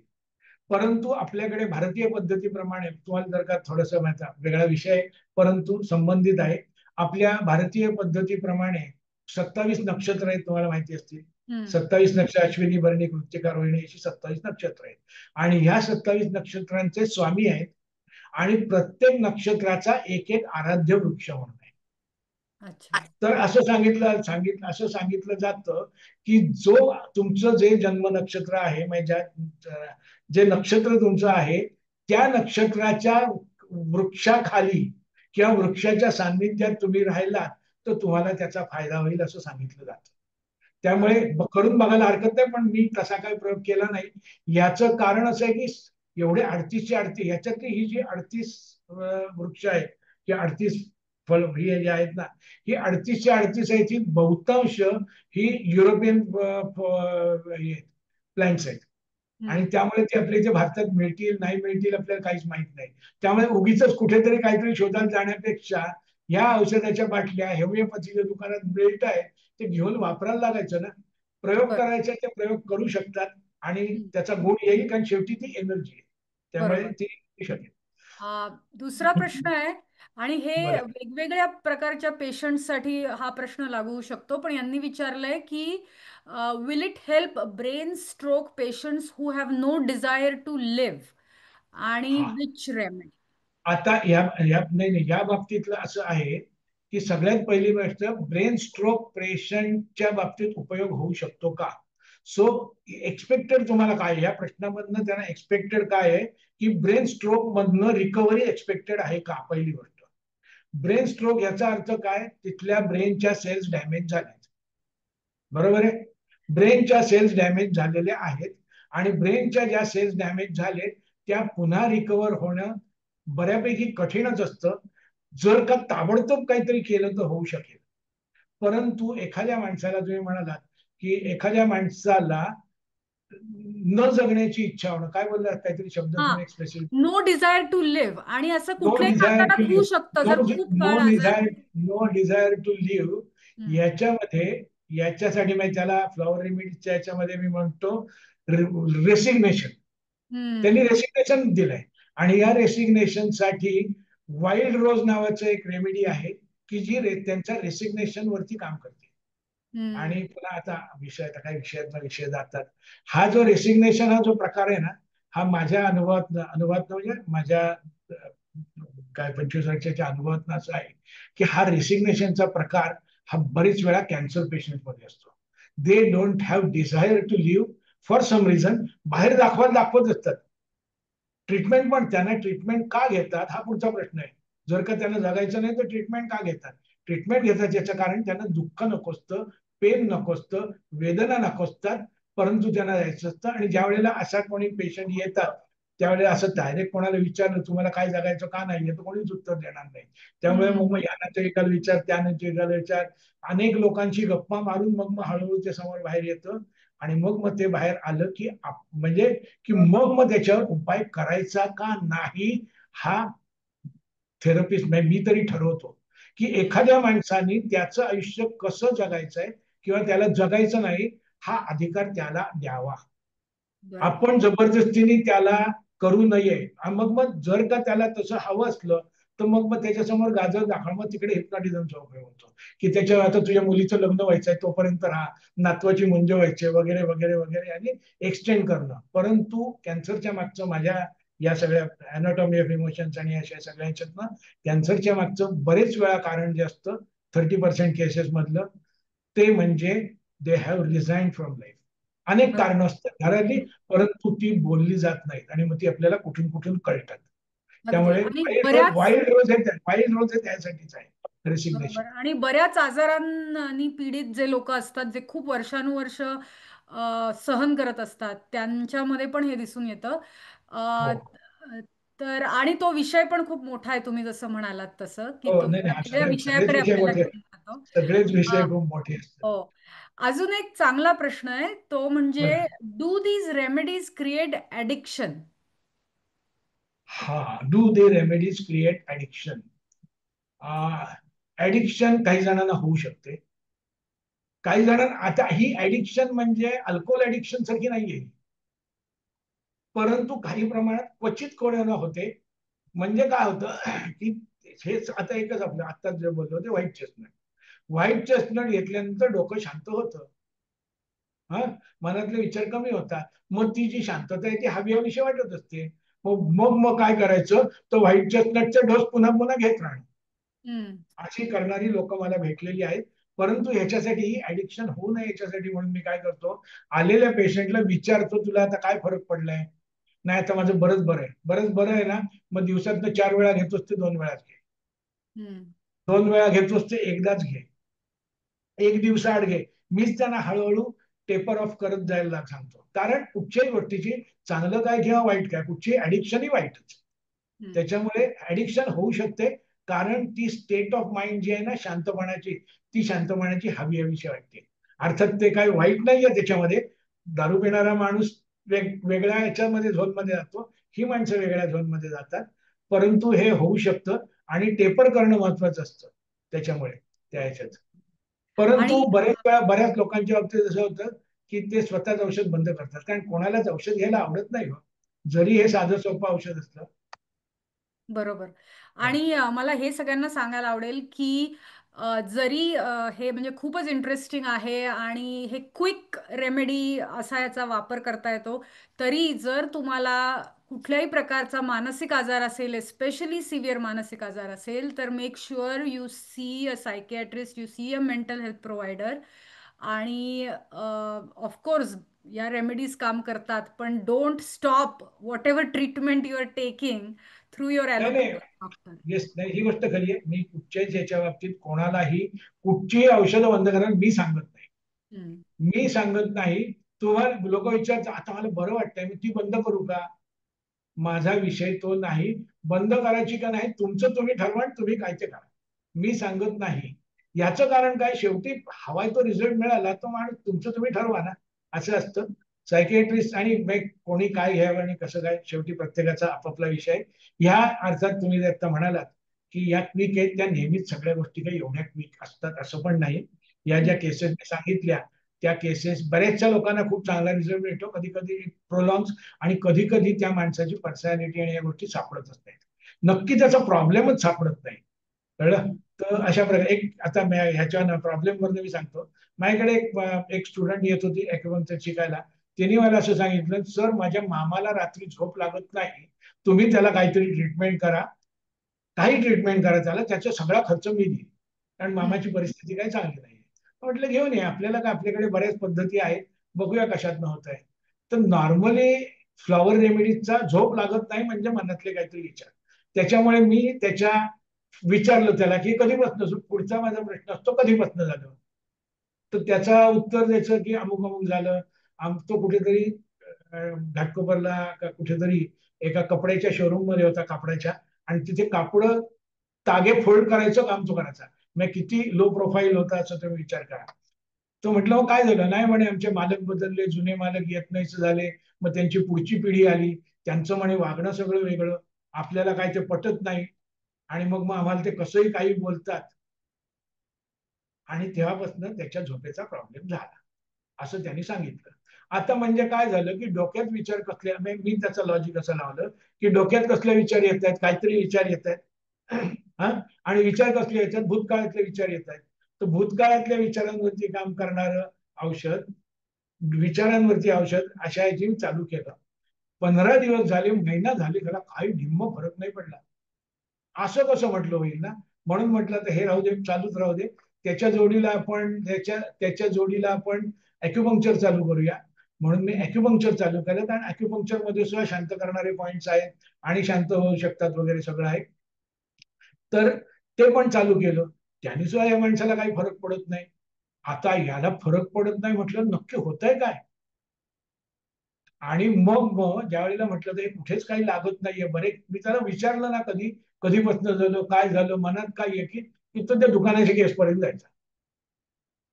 एकदा म्हटलं त्याला काहीतरी वेगळाच विचार आपल्याला करायला हवा, आणि मी त्याला एक दिवस सहज प्रश्न विचारला की म्हटलं हे दिवसभरातलं तो सांगतोय, म्हटलं झोपण्यासाठी बेडवर आडवं पडल्यानंतर तुझ्या मनात काय विचार आहे? जनरल विचार असतात आहेतच, पण म्हटलं डोक्यात विचार, तुमच्या मनामध्ये विचार काय येतो? त्यावेळेस त्यांनी जे उत्तर दिलं तिथून ते सगळं पुढचं सुटलं. त्यांनी असं उत्तर दिलं, मी डोळे मिटले की माझ्या डोळ्यासमोर माझ्या मुलाचा चेहरा येतो. आता मुलाचा चेहरा येतो म्हणजे नक्की काय झालं होतं? आली ना पुढची गोष्ट, मुलगा आहे का गेला होता का काय झालं? म्हटलं मुलाचं काय ते सांगा. त्यामुळे मुलांनी, आमची परिस्थिती चांगली नाहीये, त्यांनी डिप्लोमाला ऍडमिशन घेतलेली आहे, मेकॅनिकल इंजिनिअरच्या डिप्लोमाला. पण आता माझी नोकरी अशी गेली, नोकरीची सगळी गडबड झाली, आता मुलाचं एवढं चांगलं सगळं असून सुद्धा आता होईल का नाही पूर्ण? त्याच्या भविष्याची काळजी लागली, मुलाच्या भविष्याची काळजी लागली. म्हणजे काय झालं, म्हणजे सांगण्याचा मुद्दा हा आहे की दिसायला केस एक दिसत होती, ऍक्च्युअल त्याच्या मागचं दुसरंच होतं. त्यामुळे हे जर का समजून घेतलं ना तर फ्लॉवर रेमेडीनी उपयोग होतो, पण त्यासाठी 2-3 महिने लागले. अगदी. कळलं? हो. तर त्याच्यामुळे केस समजून घेणं खूप महत्वाचं असतं. आणि मग ते जे समजून घेणं आहे ना, कधी कधी तो माणूस सांगत असतो, ती एक व्हर्जन असतं, हे एका ये जिंदगी ना मिलेगी दोबारा का असं काहीतरी सिनेमा येऊन गेला, त्याच्यामधले हर एक का अपना अपना व्हर्जन होत आहे.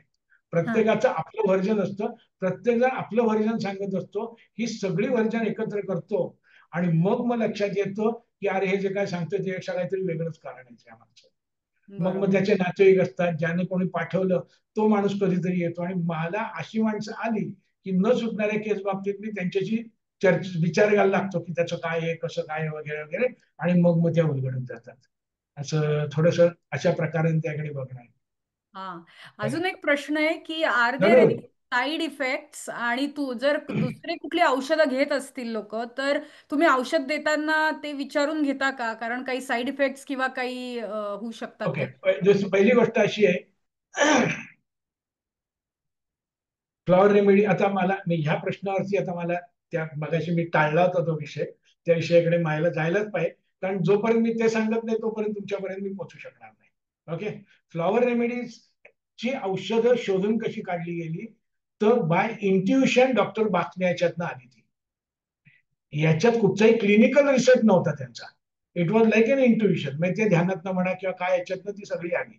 होमिओपॅथी आता ही इज व्हेरी पॅरल टू होमिओपॅथी. हा, आता होमिओपॅथीची औषधं कशी शोधून काढतात, साईड इफेक्टचा आपल्याकडे ज्या वेळेला प्रश्न येतो त्यावेळेला आपल्याला या दृष्टीने, कारण होमिओपॅथी मधल्या गोष्टींचे साईड इफेक्ट म्हणजे अग्रिवेशन असं तुम्ही शब्द ऐकलेला असेल, तर होमिओपॅथी औषधं कशी शोधून काढतात.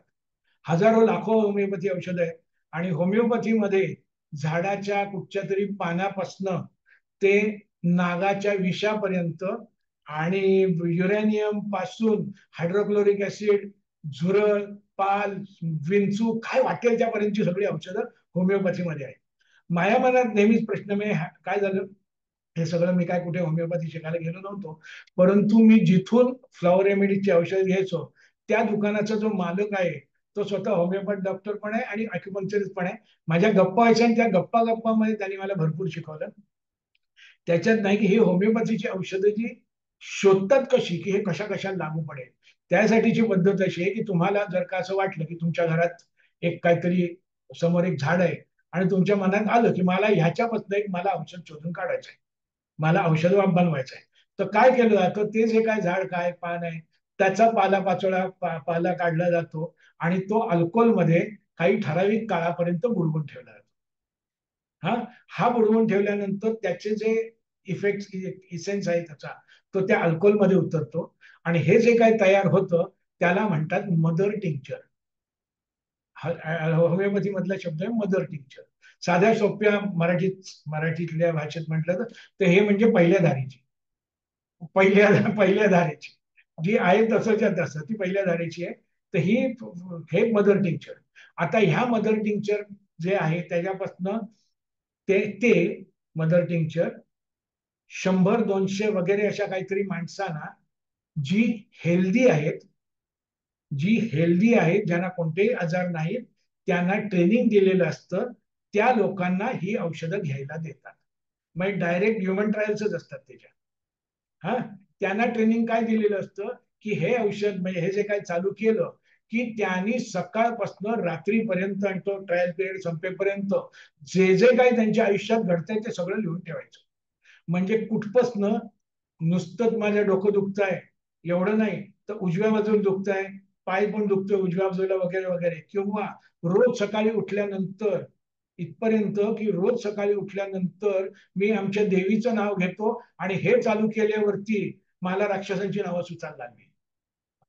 अशा प्रकाराने बारीक बारीक बारीक गोष्टी जे जे काही त्यांच्या मनात येतं ते ते सगळं त्यांनी लिहून ठेवायचं. जे जे काही अनुभवाला येतं ते सगळं त्यांनी लिहून ठेवायचं आणि ती ट्रायल पिरियड संपल्यानंतर ते जे काय सगळं मटेरियल ते 100 लोकांनी जे काय वह्या लिहून काढले, या सगळ्याच्या सगळ्या वह्या एकत्र केल्या जातात. हा, आणि ह्या एकत्र केल्यानंतर ज्यांनी सगळं काही लिहिलेलं आहे ना ते सगळंच्या सगळं सगळ्यासाठी हे औषध उपयोगी पडेल म्हणून डिक्लेअर केलं जातं. हा, आता याच्यामध्ये काही गोष्टी असतात ते सगळ्यांना कॉमन असतात. अनेक जणांमध्ये म्हणजे जास्ती लोकांमध्ये त्या सगळ्यांना दिसतात आणि मग ते जे असतं ना त्याला म्हणतात ब्लॅक लेटर सिंड्रोम. म्हणजे हे औषध अमक्यासाठी उपयोगी पडणारच, रामबाण उपाय त्यासाठीचा. हा, परंतु आणि म्हणून तुम्ही जर का होमिओपॅथीची काय म्हणतो ना मटेरिया मेडिका वगैरे जर का बघितला तर एकेका औषधाची 4-4 पानं असतात. मग हेडसाठी काय, नर्वस सिस्टीमसाठी, मस्क्युलर सिस्टीम सगळंच असतं. सगळ्यासाठी सगळ्यांना सगळ्यासाठी नसतं, ते सगळ्यांसाठी असू शकतं असं आहे ते. या पद्धतीने ती शोधून काढली जातात. हा, त्या आता आता पुढची गोष्ट सगळ्यात महत्वाची साईड इफेक्टची. होमिओपॅथी औषधांना दिल्यामुळे हे जे काय ट्रायलसाठी दिलेत यांनी काय निर्माण झालं त्या माणसाच्या आयुष्यामध्ये, त्या माणसाच्या व्यक्तिमत्वात आयुष्यामध्ये काय झालं तो लिहून ठेवतोय ना. ती लिहून ठेवतोय त्याला आपण काय म्हणू शकतो, आपण त्याला दे आर सिम्पटम्स, किंवा मराठीमधला शब्द लक्षणं, त्याच्यात ही लक्षणं दिसली. म्हणजेच काय झालं याचा अर्थ? याचा अर्थ असा झाला की गरज नसताना होमिओपॅथीचं औषध जर का घेतलं तर तो आजार निर्माण करतो. गरज नसताना होमिओपॅथीचं औषध घेतलं तर तो आजार निर्माण करतो, आणि ज्या आजारासाठी हवाय त्यासाठी घेतलं तो आजार घालतो. ही त्याच्या मागची होमिओपॅथी मधली आहे. व्हेअरएज फ्लॉवर रेमेडीज मध्ये असं काही नाही. डॉक्टर बाकनीजी का एकदा 38 शोधून काढली तेवढ्यावरती सगळं थांबलेलं आहे. त्याच्यामुळे ह्याच्यात अशी काही नाही. ही औषधं मी तुम्हाला पहिल्यांदा म्हटलं त्याप्रमाणे ही औषधं कशी काम करतात तर एक्सेस घालवतात. उदाहरण द्यायचं झालं तर असं आपण म्हणूया की ही आमची खोली आहे आणि या खोलीमध्ये जळमट आहेत, बरीच कॉबवेब्स आहेत सगळीकडे आणि कचरा विचरा झालेला आहे. हा, आता मला ती जर का खोली साफ करायची झाली तर मला काय करायला लागेल? कोणालाही झाडू घ्यायला लागेल आणि ती झाडू घेऊन बघून बघून बघून एक एक सगळी साफ करायची. हा, म्हणजे ती खोली साफ होईल. म्हणजे काय दिसतंय कसं आहे त्याच्याप्रमाणे आपण ती खोली साफ केली. पण जर काय खोलीमध्ये सगळं काय भरलेलं आहे आणि एखाद्या माणसाला डोळे बंद केले, त्याचे डोळ्यावरची पट्टी बांधली, गांधारी बनवलं त्याला, आणि जर का त्याच्या हातात झाडू दिला तर तो काय करेल? तो सगळीकडे फिरवत जाईल, जी काय होतील ती होतील साफ, बरोबर. परंतु जर त्या खोलीमध्ये एखाद्या माणसाला सोडलं, ती ऑलरेडी स्वच्छ झालेली खोली आहे, आणि तिथे त्याच्या हातात झाडू दिला आणि सांगितलं, डोळे बंद केले आणि सांगितलं तू साफ कर, काय होईल? काय होईल? काहीच नाही होणार, कारण ऑलरेडी ती स्वच्छ आहे ना. ती ऑलरेडी स्वच्छ असल्यामुळे काही होणारच नाही. तेच फ्लॉवर रेमेडीच्या बाबतीत. जर का ती कंडिशनची गरज नसेल तर काहीही होत नाही. परंतु क्वचित प्रसंगी काही जणांना त्याचा साईड इफेक्ट म्हणण्यापेक्षा थोडासा इफेक्ट दिसतो. पर्टिक्युलरली मला जो इफेक्ट दिसला तो लेडीजच्या बाबतीत जास्ती करून दिसला, आणि तो म्हणजे औषध घेतल्यावरती चक्करल्यासारखं होतं. चक्करल्यासारखं होतं. याच्या मागचं कारण काय माझ्या दृष्टीने? तर ते 4 थेंब पण त्यांना चढतात. अल्कोहोल आहे, 4 थेंब पण त्यांना चढतात. मग अशा वेळेला त्यांना पाणी वाढवायला सांगतो किंवा ड्रॉप्स कमी करायला सांगतो. याच्या व्यतिरिक्त कोणालाही कधी मला साईड इफेक्ट झालेला दिसला नाही. हा एकच आहे, एक मात्र सांगतो, म्हणजे मी काय म्हणतो ना, कुठच्या गोष्टी लपवून नाही ठेवत. जे अनुभव आहेत ते लोकांपर्यंत पोहोचवणं हे महत्वाचं असतं. एकच माणूस मला असा भेटला की ज्यांनी सांगितलं डॉक्टर तुमचं हे औषध चालू केल्यावर माझी वाट लागली सगळ्याची. मी एवढा कॉन्फिडन्स, तो माणूस मोठ्या बीएमसी मध्ये मेडिकल ऑफिसर खूप मोठ्या पोस्टवर होता. त्या मुलाच्या ट्रीटमेंटसाठी येत होता, आणि मग मला पण द्या, बघूया ना काय असतं ते, आणि मेडिकल फील्ड मधल्या बघूया ट्रायल घेऊन, असं म्हणून त्यांनी सांगितलं. मी त्याला औषध दिलं बनवून. म्हटलं काय होतं काय तुला? म्हणे आमच्या घरात माझे वडील पोलीस पोलीस इन्स्पेक्टर होते. आमच्या घरात मी 10व्या वर्षापासून मी 4 व्हीलर ड्रायव्हिंग करतोय. मला कशाची भीती कधी वाटतच नाही, आणि गाडी रस्ता मोकळा असला तर 80च्या खालती मी गाडी आणणार नाही. परंतु ही औषधं चालू केल्यानंतर मला 60च्या वरती जावंच वाटत नाही, मला भीती वाटायला लागते. हे कशामुळे होत आहे? म्हटलं आता जर का तू एवढं कोरिलेट करतोयस की हे घेतल्यावरतीच असेल तर फ्लॉवर रेमेडी असेल. आणि मग त्याशी ज्यावेळी चर्चा केली त्यावेळेला मला काय दिसलं माहितीये? त्याला काही फुलांची अलर्जी. अलर्जी, हा तेच विचारणार होते. फुलांची अलर्जी होती. ऍक्च्युली ती अलर्जी डिटेक्ट झालेली होती पोलन ग्रेन्स म्हणून. आता ती कोणती होती मला माहित नाही, ही कोणती होती माहित नाही. असं क्वचित कधीतरी होऊ शकतं. पण ही मला भेटलेली, आतापर्यंत मला भेटलेली ही एकमेव केस आहे की ज्याला काहीतरी त्याचा साईड इफेक्ट वगैरे दिसला. बाकी लोकांना जास्तीत जास्त काय होतं, डोकं खूप शांत होतं, डॉक्टर जरा जास्तीत झोप येते, मग काय करू, जरा डोस कमी कर. हो, एस्पेशली इथे आम्ही बघतो अमेरिकेत खूप प्रकारच्या अलर्जीज लोकांना असतात, आणि फुलांच्या फळांच्या तर असतातच. अंजली तुला आता अलर्जी म्हणजे काय? नाही थांबा, आता मी सोडणार नाही. अलर्जी म्हणजे काय? आपल्याला माझ्या दृष्टीने कुठच्याही गोष्टीकडे बघताना त्याच्या मुळाशी जायला पाहिजे, ते समजून घ्यायला. What is allergy? अलर्जी या शब्दाचा अर्थ काय होतो की बाहेरनं काहीतरी येत आहे आतमध्ये, आणि शरीर त्याला थांबवू शकत नाही. Anything outside gets into your body and your body cannot resist it. म्हणजे अलर्जी ना, त्यालाच आपण अलर्जी म्हणतो. ह्याच्यासाठी फ्लॉवर रेमेडीज मध्ये सेंटॉरी नावाचं औषध आहे, ते अलर्जीवर उपयोग करतं. इझिली त्याची जी की लाईन आहे त्याची, ती की लाईन अशी आहे, इझिली इन्फ्लुएन्स बाय अदर्स. सहजपणाने बाकीच्या लोकांचं, म्हणजे ही माणसं कशी असतात, ही पर्सनॅलिटी म्हटलं तर ही माणसं कशी असतात, कोणालाही नाही म्हणू शकत नाही, जे काय सांगतोय ते ऐकून घेतात, कोणी काम ढकललं तर काम करतात, कोणी काही करतात. ही अलर्जी तशीच असते की बाहेरनं आलेली गोष्ट आहे, तिला थांबवायला शरीराची काय म्हणतो मेकॅनिझम काम करतं, त्याला सपोर्ट करणारे सेंटॉरी औषध आहे. आणि मी खूप लोकांना वापरतो, पर्टिक्युलरली काय म्हणतो ना, अस्थमा, आणखीन सर्दी, ह्याच्या अलर्जीसाठी त्याचा खूपच उपयोग लोकांना झालेला आहे. ओके, हा, खूप आता छान बोला. उत्तरं दिलेत तुम्ही. आणि मला पर्टिक्युलरली या भावनांचा शरीरावर कसा परिणाम होतो याच्यात भयंकर इंटरेस्ट आहे. त्यामुळे I am going to approach you, की मला ह्याच्यात थोडं आणखीन शिकायचं तर सांगा, कोणी भेटले ट्रेनिंग. आणखीन कोणी असतील, काय कोर्स जॉईन करायचं कसं काय ते आपण ठरवू शकतो. हा, असंच नक्की नक्की. तर आता ऑनलाईन मला आपली, हा, बोला. बरं. तर आता वेळ एक संपत आलेली आहे, तर हा, Sayali, request you to announce. एक एक हा, मिनिट, मला बोला. काही सांगायचं राहिलं असलं तर मी सांगतो. हा, सगळ्यात सगळ्यात महत्वाचं हे याच्यातलं की आणखीन एका गोष्टीसाठी अनेक जणांना त्याचा उपयोग झालाय, खूप महत्वाची आहे, अनेक जणांना त्याचा उपयोग होतो. माझ्याकडे एक बाई येत होती, मुलाला घेऊन येत होती, मुलासाठी उपयोग वगैरे झाला. आणि मग त्या काळामध्ये मी नवीनच हँडीकॅम घेतला होता, तर मी त्यांच्या घरी जाऊन शूटिंग केलं की त्याला मुलाला कसा फरक पडला काय. त्यावेळेस तिने सांगितलं की तिला स्वच्छतेचा रोग जडला होता. स्वच्छतेचा रोग म्हणजे काय, तर तिने सांगितलं, माझी म्हणे मानसिक अवस्था अशी झाली होती, कशालाही हात लागला की तो धुवायचा.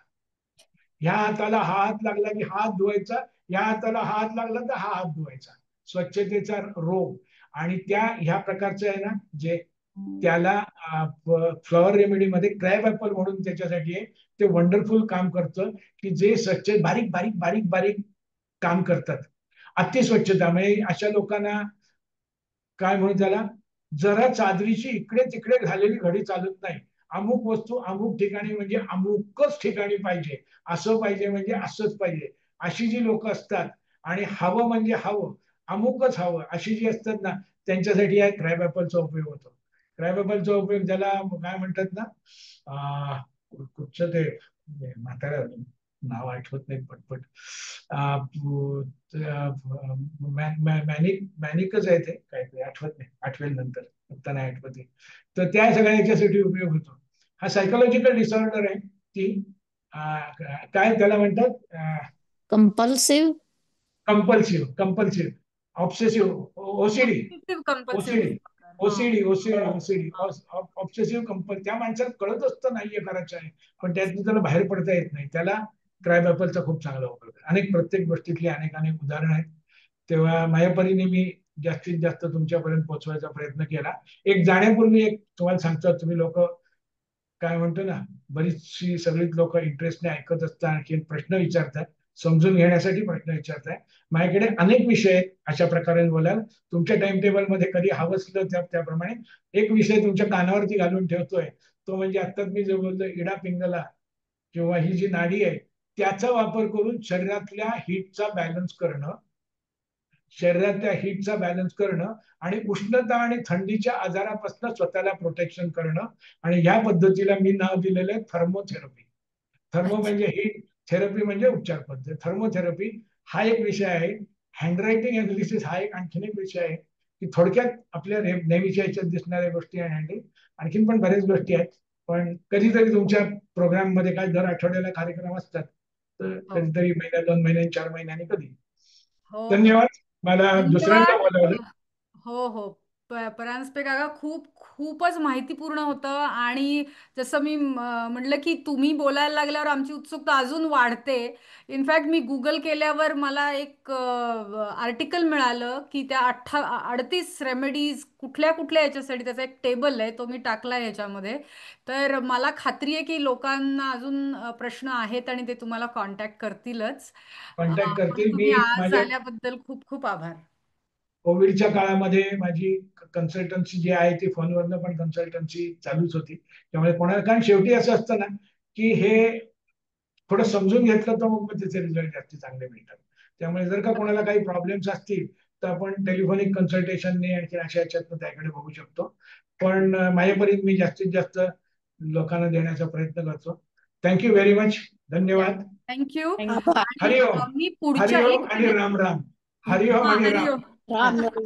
हरी राम आईली राम. पुढल्या आठवड्याची हे करते. हो, मी पुढच्या आठवड्याचं सेशन अनाऊन्स करते आणि मग आपण ओके. थांबू. तर पुढच्या आठवड्यात अनघाताई सेशन घेणार आहेत आणि त्यांचा विषय आहे अँगर, how to acknowledge, understand and abandon. तर हा खूपच चांगला विषय आहे आणि आपण पुन्हा भेटूया पुढच्या आठवड्यात. आणि सगळ्यांना have a good week. Thank you. धन्यवाद. Thank you very much. थँक्यू